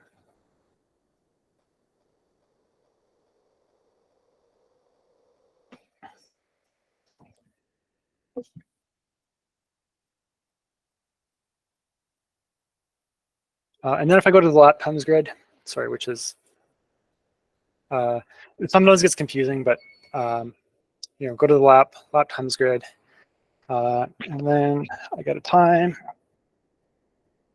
And there we have, then we see again 42 is there. And now it hasn't assigned yet, so that's an interesting thing. So maybe I'll click on them and I'll say, okay, why isn't this time assigned? And I'll look. That should have assigned, so I'll maybe reprocess that. Nope. But I can just enter it in any time here that I can just type in a time. There is a Zone4 YouTube channel. There's not a whole lot of stuff, but you can, there's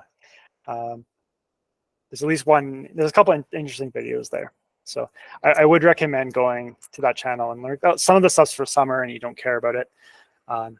But, some stuff is quite interesting. We do have a promotional video that we did back in 2007 about Zone4. But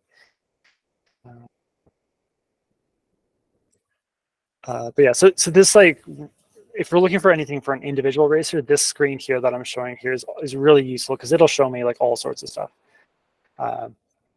And in any time that's assigned by one of my timing devices should appear here. So even if I take my start phone and I go 42, enter. Oh, I'm pushing to the server box still.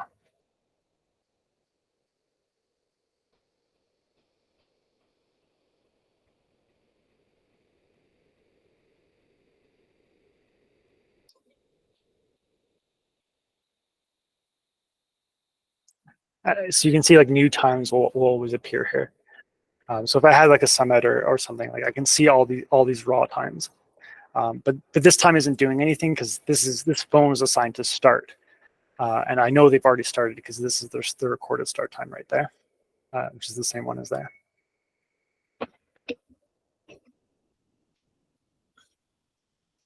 But now see, I got another lap time. I don't know why this isn't assigning, but it should automatically fill in all these times.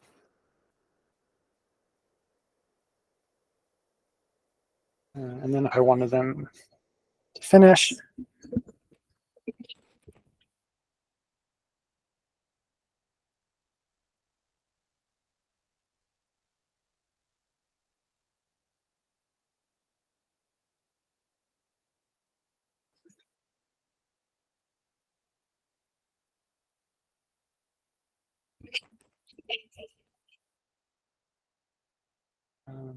there's their finish time. And I can always check that and go to lap. Sorry, that's the wrong one. Sorry. Go to finish, and then find them and be like, yep, that's their time. And in this case, then again, if I go here, I know that this person has finished the race, so this 42 should be filled all the way across. But I look and I see that they don't, so this is empty. So I'll try reprocessing them. That doesn't seem to work. So I can come here and I can paste that in. Normally you wouldn't copy and paste as much as I've been doing. Not really sure why. Oh, I forgot I changed that. That's why.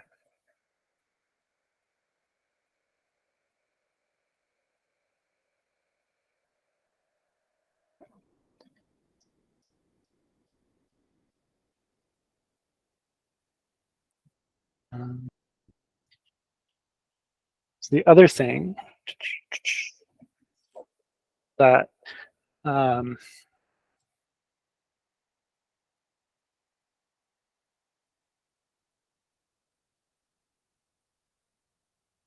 other thing that I was going to talk about is the announcer view. So once you've built a result set, if you come to other views, we have this window called announcer results. And this will basically just show a blank screen, but you can pick like which timing device the pre-call is on. In this case, it's finish. Don't worry about if you ever see this disconnected stuff, don't worry about that. It really only applies to summits, but the commentator view now will show, because it's set to finish, so now it'll show people who are coming to the finish line.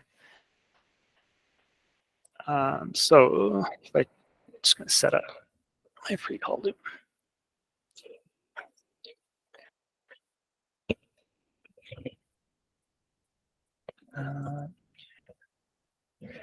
Okay, so if I have someone, hopefully this is going to work because sometimes this is buggy, who crosses the pre-call line.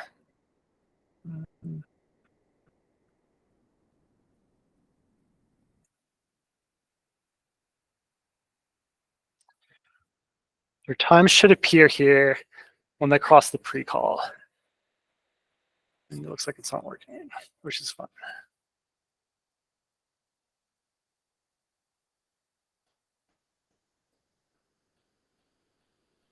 It's working on the server box. So you can see that when that person crosses the line, it jumps them to the top and it makes them bright and yellow so that you can see them. So in that case, that says, oh, that person is about to cross the finish line, and then the announcer can come. And then if you keep watching the screen, you should see them actually finish.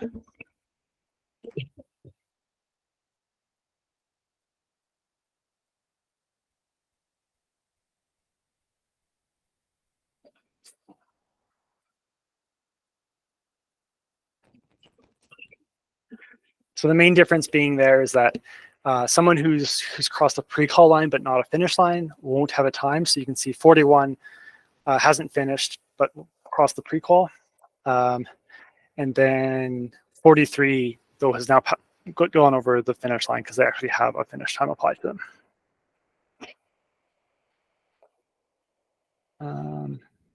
So the server box should be turned on before the race morning. You can turn it off like after, like you can set up the race file, you can sync it, and then turn it off for the night. It doesn't have to be on all the time. The number 1 indicates that he's in first place. So this number 1 is placing in the brackets here. So that means, like, in this case, at finish, Brendan Green was in third place, and at finish, Ben Price was in first place.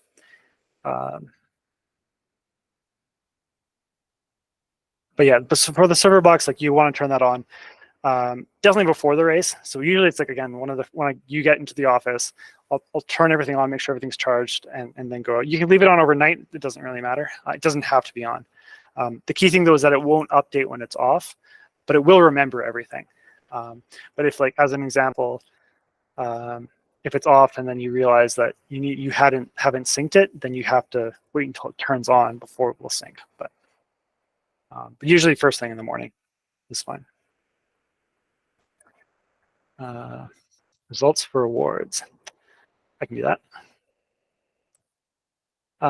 So yeah, for awards presentation, instead of having like to print out the entire, huge page of your entire result set, we can create awards result set. Create this result set. So down here under racer display options, there's an option that says only display the top racers. So you can click on that and then type in whatever number you want. So if you're giving away to the top 3, it would be top 3. If you're awarding the top 5, it would be top 5. And then when you view results, you'll only see those top 5. So in this case, I only have 4 people finishing. So only 4 people are displayed. But if there was actually, if I actually had a full category, you would see the full 5x5 in every category too. You can also, I don't think Dan does say 5 finished, which is interesting. Maybe it's just to show.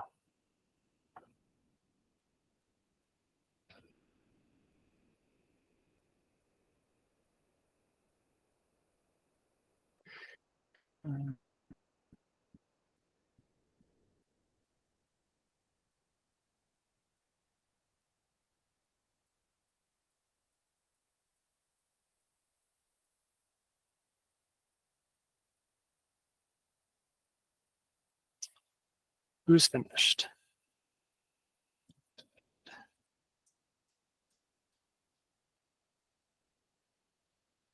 Oh, I'm guessing because this person doesn't have a recorded start time. Oh, sorry, Rena.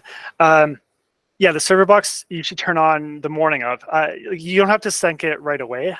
So normally, like when I get to a race site, I'll probably turn on the server box that night when I'm setting up everything. But usually, like if I set up the race file at home, or if I'm at a site and I'm setting it up in the hotel room, I won't turn the server box on. So I'll set up the whole race file, and then when I get on race site, that's when I'll like plug in the server box and turn it on, and then I'll sync them. So yeah, it doesn't have to be on while you create the race file, and it doesn't have to be on all the time. But generally, like you want to make sure it's on before the race starts. Otherwise, there's not much point to it. Okay, so now let's go back to our awards. There we go. So because this is a very slapdash race file, and I didn't give a start time for someone who had finished, they weren't appearing. But now you can see that that they're actually there.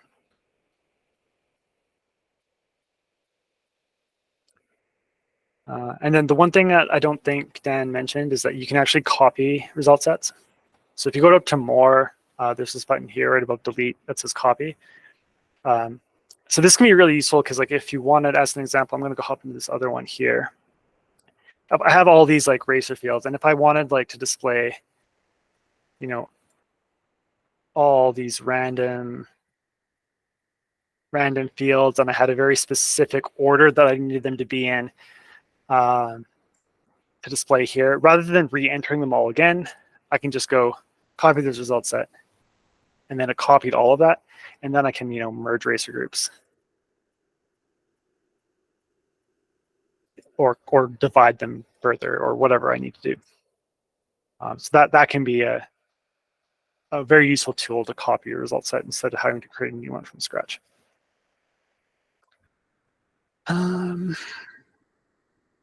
Okay. Yeah, Kyle. So does that copy? It doesn't copy the actual times and data. It's still pulling data from the actual timing database. Yeah. So correct? like a result set, the way a result set work is that a result set is just a way to display the information. So like the times grid, that's like everything that's in the timing tab here. All this is like, this is the actual data. But So if you look on the that. racer, yeah, so we're not copying racers. We're not, so the data, like, you know, there's the actual data, then there's like the racer. And so the racer, you can see it has these things here that are filled in. All these boxes that put in times. So these times actually then determine what appears on the result set. But essentially the result set is just filling in, like it's you know. So it's more like a template. Yeah, sure. And it's kind of like it's doing like the calculation for these times, but those times are raw data, and the raw data is never manipulated. It just exists. You're just copying it because like the first result set, for example, had like first name, last name, and club and stuff like that. You're just taking that as a starting point to then make a new looking. Yeah. Okay. Yeah, like and so if I needed to like, you know, have all this information here, but I wanted something that showed. I wanted very specific, you know. I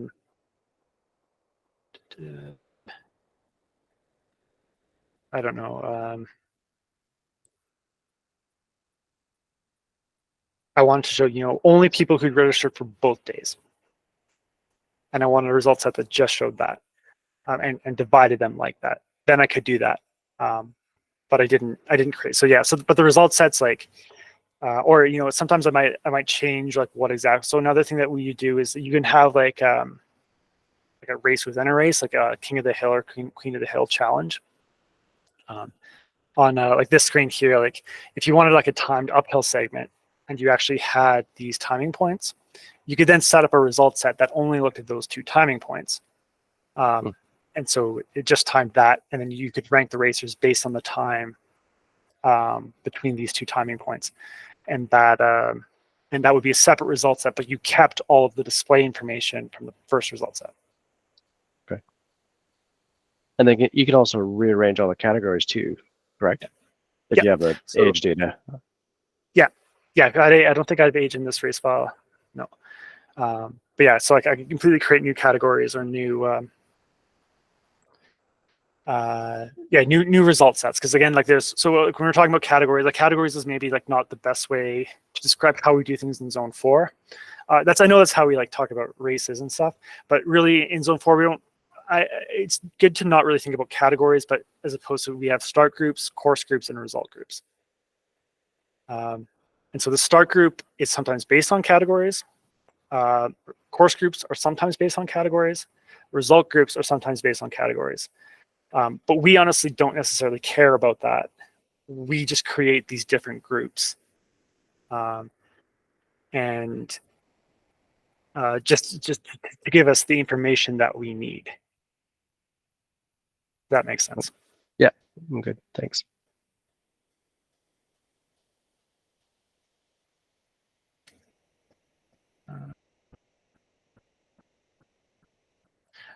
When you're printing results too, so there's a couple things. First of all, the show column here on the right, you might, create a group that you don't actually want to show. So you can uncheck that box, and now that group won't actually appear on the result set. So if you actually look down, there's too many groups here, but there's actually a group missing here because I unchecked it. When you're printing them, if you go File, where's Print? I guess maybe View Results, and print them. There's a whole bunch of options that you can see, but one thing that I'm going to talk about right now is official, unofficial, or clear status.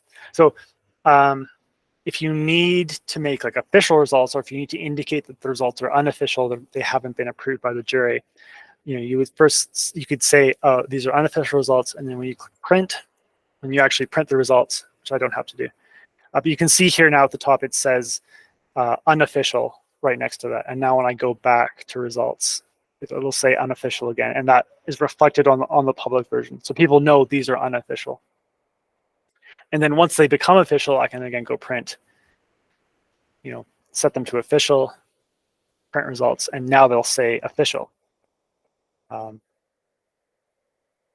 then if you want something else, if you want them to be displayed something differently, these public notes is essentially what it's displayed. So if you want to say like in term, then it says in term here, as opposed to official.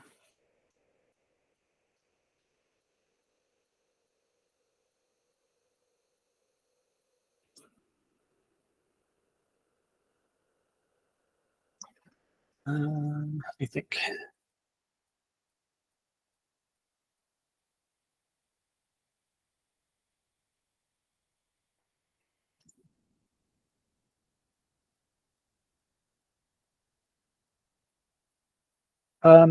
That is pretty much it. Do you guys have anything else you're questioning about, or you want me to go over again? Yeah, Al. I do biathlon also. 2 questions. How do I set up to do range misses? Because I do that in Legacy fairly easily. Yep. And then the other thing I do is I just do, on the penalty loop, I just do a count. So I can then compare the range misses with the number of penalty loop laps they did. Is that easy to set up? Yeah, for sure. Well, so like we have an actual biathlon template, so I guess I'll show you. Sorry if if Al's the only person. Oh, come on. Well, I know they do biathlon at Porcupine. Yeah, so I'm very happy to show you. I'm a former biathlete, so I'm always keen to talk about biathlon. Well, I also noticed that your results examples have the Gow brothers in it. Oh yeah. That was from a Frozen Thunder race we did here, I think in 2018 or something. Yeah. But yeah, there's a whole bunch of people. Sorry, the come on was because Zone 4 keeps logging me out. But I actually have all. So I'll just show you an example for biathlon. Well, you could tell me that the help documentation actually has it, because I couldn't find it in the help documentation. That's why I'm asking. It's been a while since I've looked at the help documentation, but I will actually just show you, because it's easy to show you and stuff. And obviously I use Summit, so yeah. So in a biathlon race, first of all, in courses, you'll have a couple different different things. You'll have a shot data place and a penalty loop place. Yep. So you can actually then pick whatever your device, like a Summit, that you're using to record shot data in. And then a penalty loop, whatever you're using. You can use an activator or a Summit or whatever. I'll be using Summits for sure.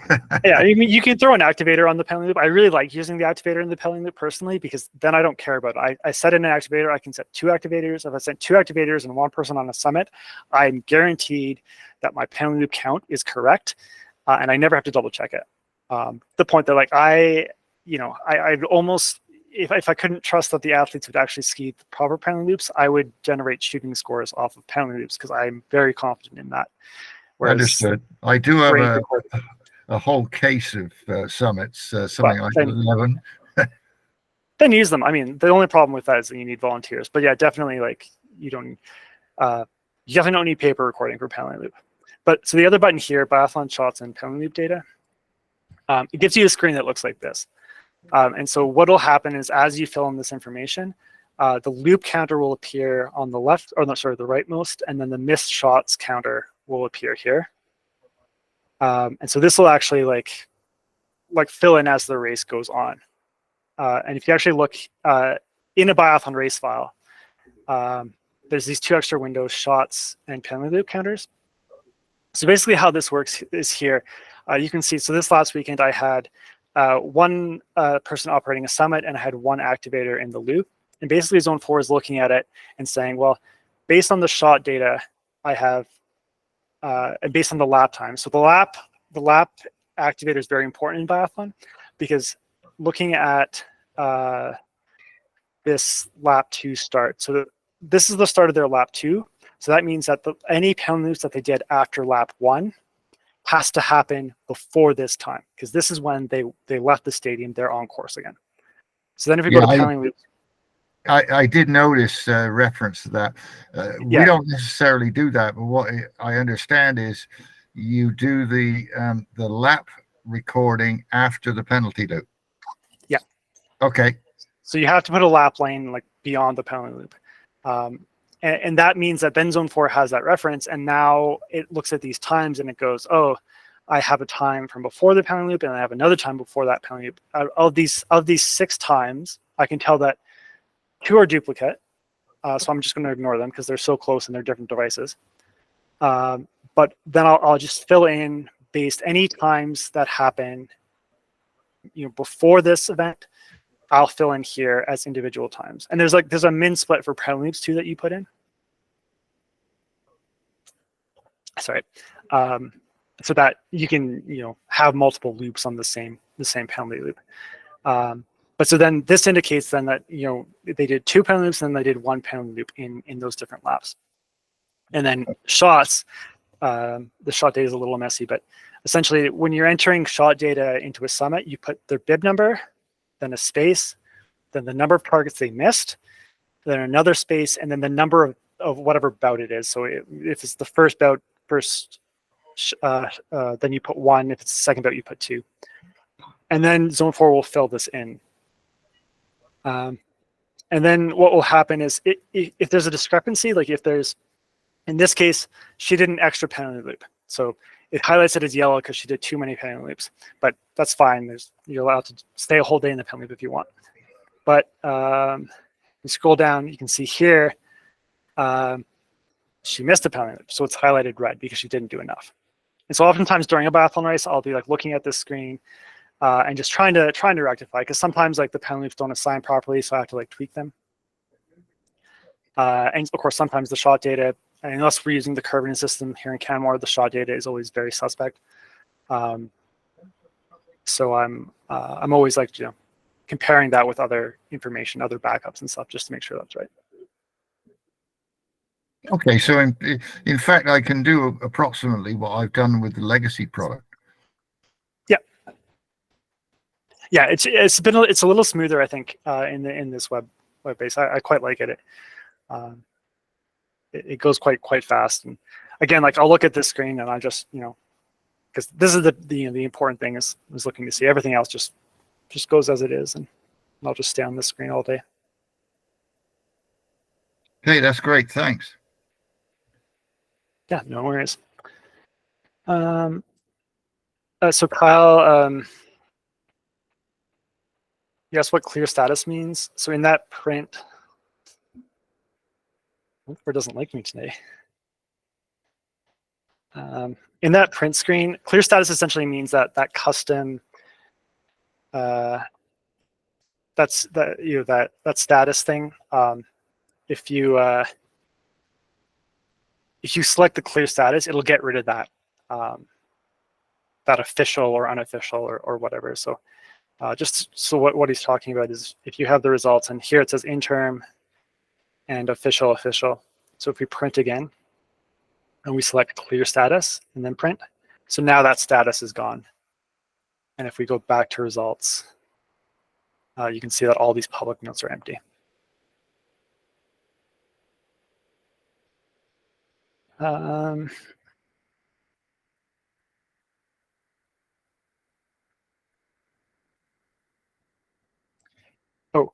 I'm going to answer Rena's question first, just because it's relevant and it's something. So no. If you want, so there's a couple ways to like assign bib numbers. So normally, like when you have, first of all, what I always do is I'll always like click and drag my start groups into the order that I want them to start. But then when I'm actually like about to assign the numbers and they're in the order, I'll get to this grid here. And if you don't remember, by default, you'll see this. But what you want to do is go to set for each group. And then in this case, can you sorry, slow down on that for a second? That's where sorry. Yeah. So they are in order. My categories are in order. And So you set for each group. Yeah. Sorry, where are you getting that drop down from? Sorry, so right next to where it says assign racer numbers, there's these three little dots. Okay, thank you. So if you click on these three little dots, anywhere if you ever see like a vertical ellipses anywhere in Zone 4, if you click on that, it'll give you a menu of other options. Yeah. So set for each group, because then that allows you to actually pick which bib starts which category. So then in this case, you could start your first group with bib 1, but if you wanted to start the second group with bib 101, you would type that in there. Well, if I don't want to get as specific or prescriptive as that, but I just want it to, within each category, sort of randomize those individuals, but make sure we're going from youngest to oldest categories. Right. So you can also then be like, if they're not in youngest to order cat. So by default, like it'll just start. By default, it'll just put 1. Yeah. Let's assume that I put them in order. In order, in that order. Yeah. So then you don't have to worry anything. Yeah. So then you just want random, because then it's okay. Random is kind of like the default. That means that it'll randomly assign bibs. And if you click on any of these things, it'll bring up this screen. And by default, this is because this is a CPL race file, so it's doing it by CPL distance points. But by random, now it's just completely random. It'll randomly assign a value to each racer.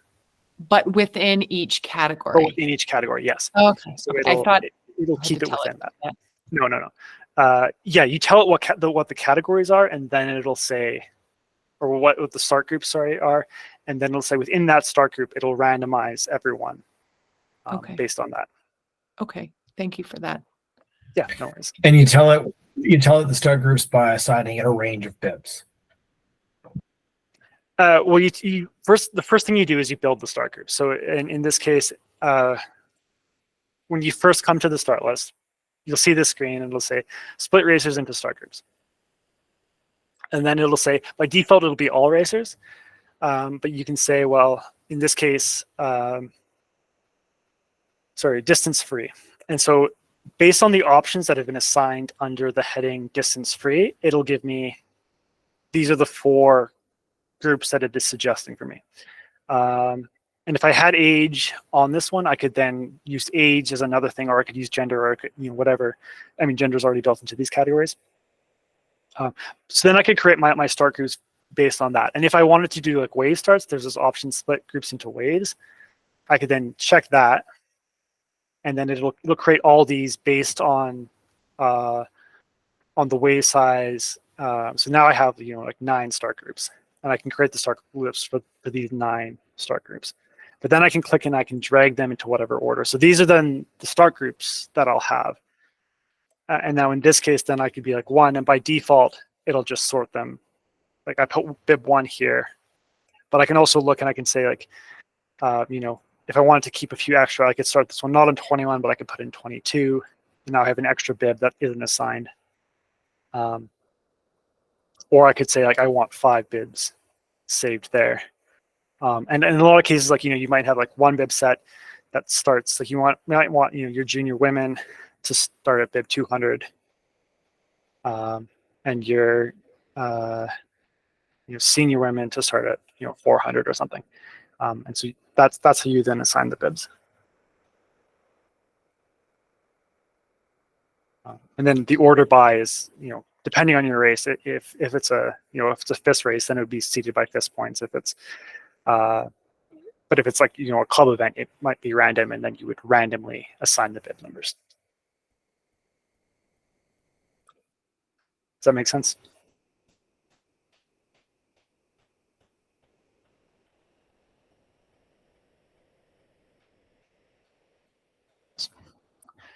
Okay, next is next. So next, I think Dan talked a little bit about this. So next, Zone 4 is our the next thing that's happening. Yeah, so specifically, I'm missing a step because I've been playing around with it there, but I'm missing a step. So the goal is we take results from the day before, and we want to place them according to the results from the previous race. Now, do I have to download the CVS file first and then go to next? No. So okay. Sorry, I'm just. That's specifically what I want to do in next. I want to take my results from yesterday and put everybody in a mass start, put them on a chevron. Right. So you wouldn't necessarily have to start in next. I think you would. I was actually a little confused by some of the things that I would say. So normally, like what you would do when you're creating a new race file, because I do this for biathlon all the time. So you go through the mass start, XCSO mass. It's fine. So right here, get racers from previous race, and then select whatever your previous race file is. Okay. And then fields, create this race.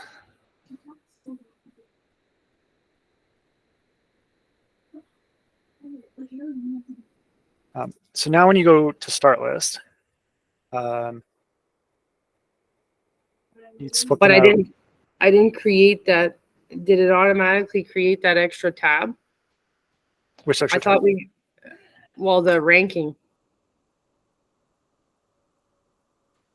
Yeah, so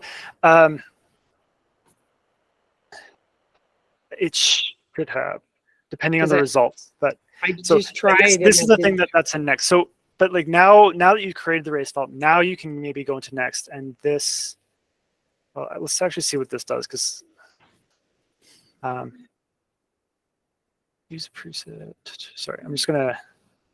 I did watch the video, but I was a little confused as to what, because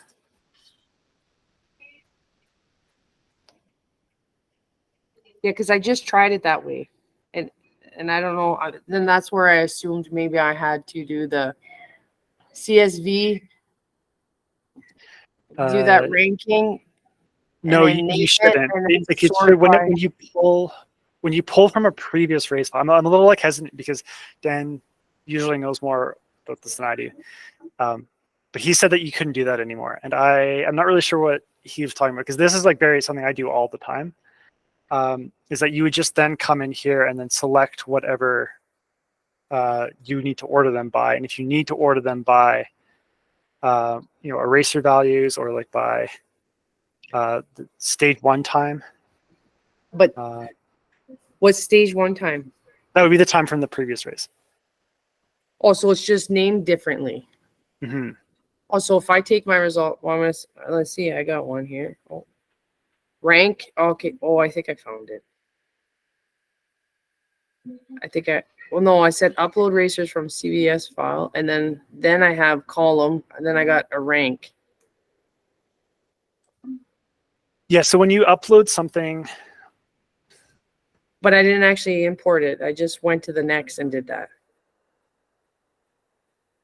well, so like next and zone 4 work the same way. They're the same thing. So even if I go into next now, I should see like there's the file that I just created on production, like it's on next. So the thing is, like if you're in next, you might see different options that aren't available on the main side, but the two things are essentially looking at the same data. So like specifically, the thing he was specifically talking about, I'm not exactly sure what it was. But like when you go to create, like set up race timing, I had to manually input everybody's rank. into a CSV. No, last time. Well, no, I did it through the Zone 4. Oh, you did through zone, because like that's the one thing is that like you can like add you can download a CSV and then add all the rankings to that. But there should be, like when you then select a file. Yeah, I wanted a faster way because that's too long. He showed it to me and I should have wrote it, but I thought he did have a step with this with the CSV file, but So like, I think what he was talking about is that like you can actually like, sorry, I'm gonna, one sec.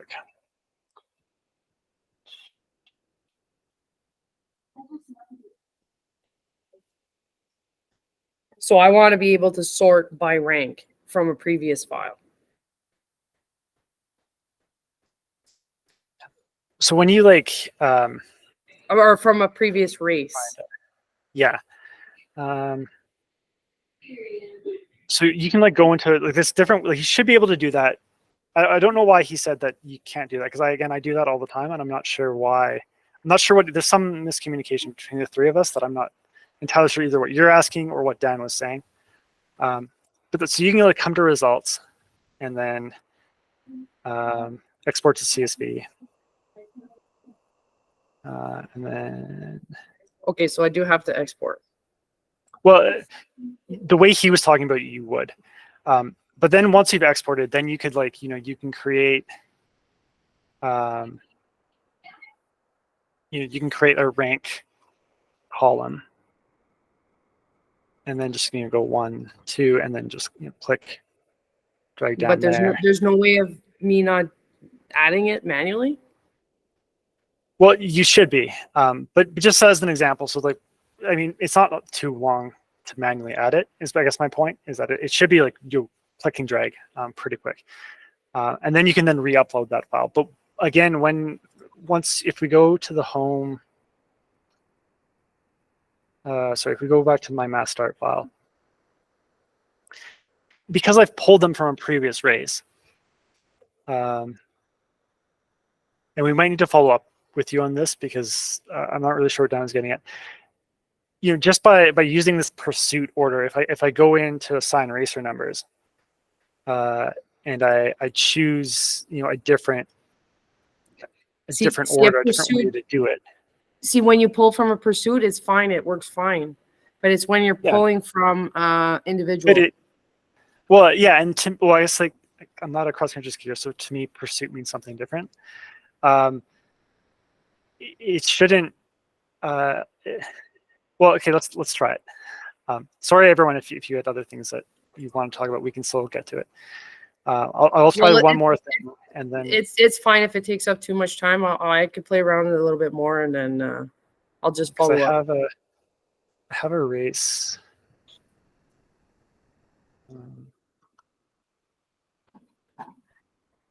That's actually did a full race.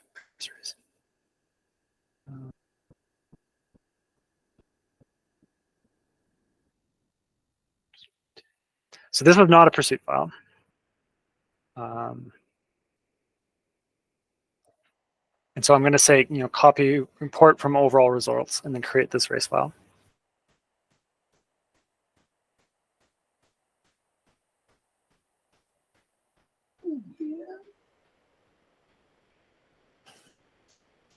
And start list.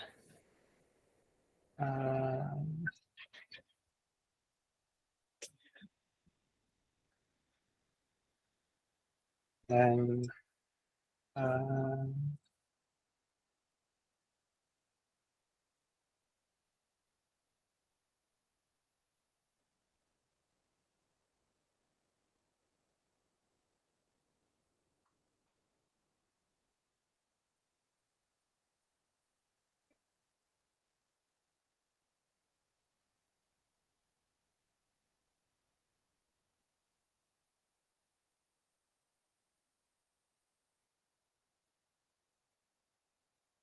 sorry, just want to bring up my old result list so that I can compare them. Oh, this isn't working.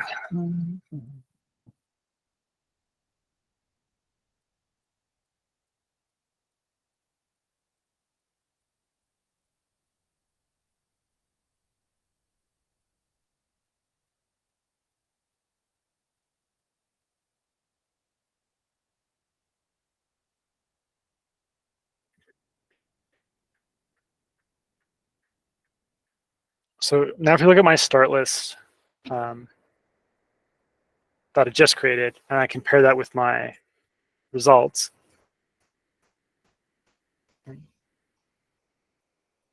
so these should then be the same. So Ty, Jack, Samuel, Alex. Yeah, so this is why I was a little confused because, you know, doing it that way, now I have like, this is on my start list on the left, it matches the result set that I pulled it from on the right.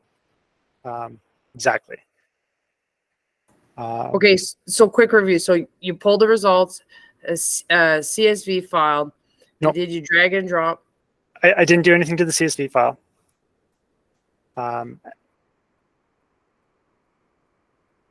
I created a new race file just from the old race file. Okay. And then you sorted by pursuit. I kind of missed that part. But. Yeah, sorry, I sorted by pursuit. When I went into racer numbers, I clicked order by, and I selected pursuit. That's what you did? Okay, I'll try that. And so, Kyle, to answer like what you said, this is the other thing is that, like, so if you can see here for my two categories, I'm going to ask Dan about this to follow up. You can see the first one is ordered by pursuit, but the second one is ordered by CPL mass start points. And if I look at the start list, my male category matches my male category exactly. But if I look down to the female one, they don't match at all because I set different sorting criteria for each start group. And you can do that. You can say like, oh yeah, this group I want to sort this way, this group I want to sort this way. Which is why I'm like, I'm really not sure what Dan was talking about because again, I just remember Yeah, I just remember him saying that whichever method was chosen, whether it be CPL or something else, that it applied to the entire race, not just to certain categories. But as you showed, it appears you can do it per category. Yeah. And we Unless did that's this new. like, yeah, well, not new, because I know at Sovereign last year for the Super Tour, we had to do that because the BC Cup was seeding differently than the Super Tour was. So we did that. But so yeah, I'll have to follow up with him because I wasn't really sure what he was talking about. But it should be possible to just sort, you know, to split it like that and say every start group you sort by a different way. Sometimes when you're doing this, if you have a whole bunch of start groups, and I notice sometimes like the display seems to indicate weird things, but for the most part, like, yeah, it works. So I don't. Excuse me.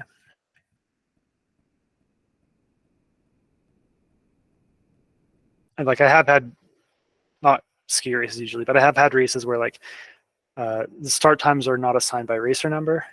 Like bike races often will like start them in not based on your bib order, or it's be reversed. So like you can often need something like that. And here, if I click save for this group only, yeah, so it didn't do. Sometimes that'll like I'll click save for this group only, but it looks like it affects everyone.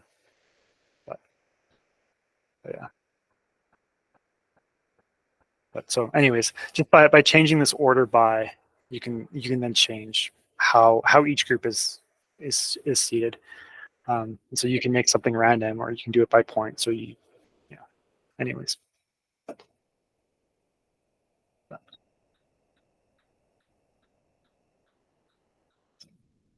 Yeah. So hopefully that didn't confuse everyone even more. But we'll see. Yeah. So anything else that you guys want me to cover? We have 3 minutes left, and there's something else you guys need? Yeah, Al.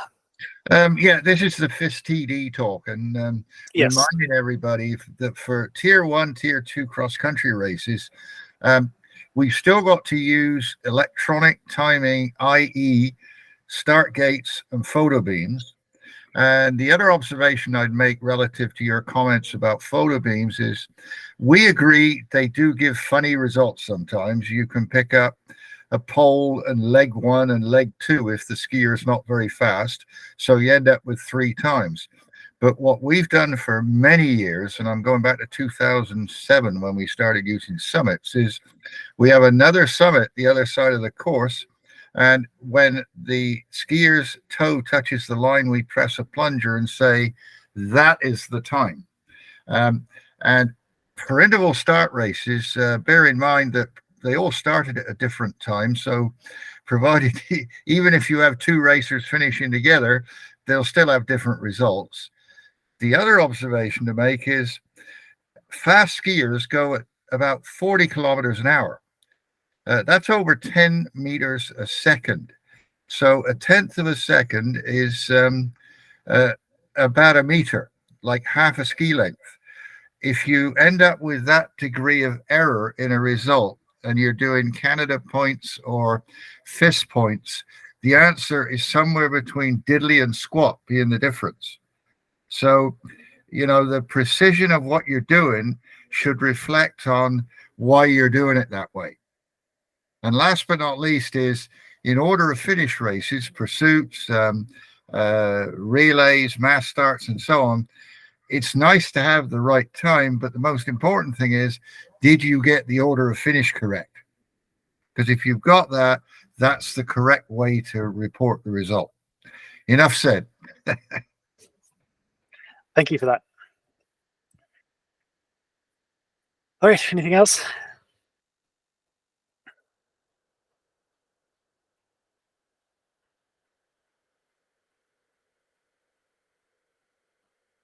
Awesome. Well, thank you guys. Hope you learned something. Yep.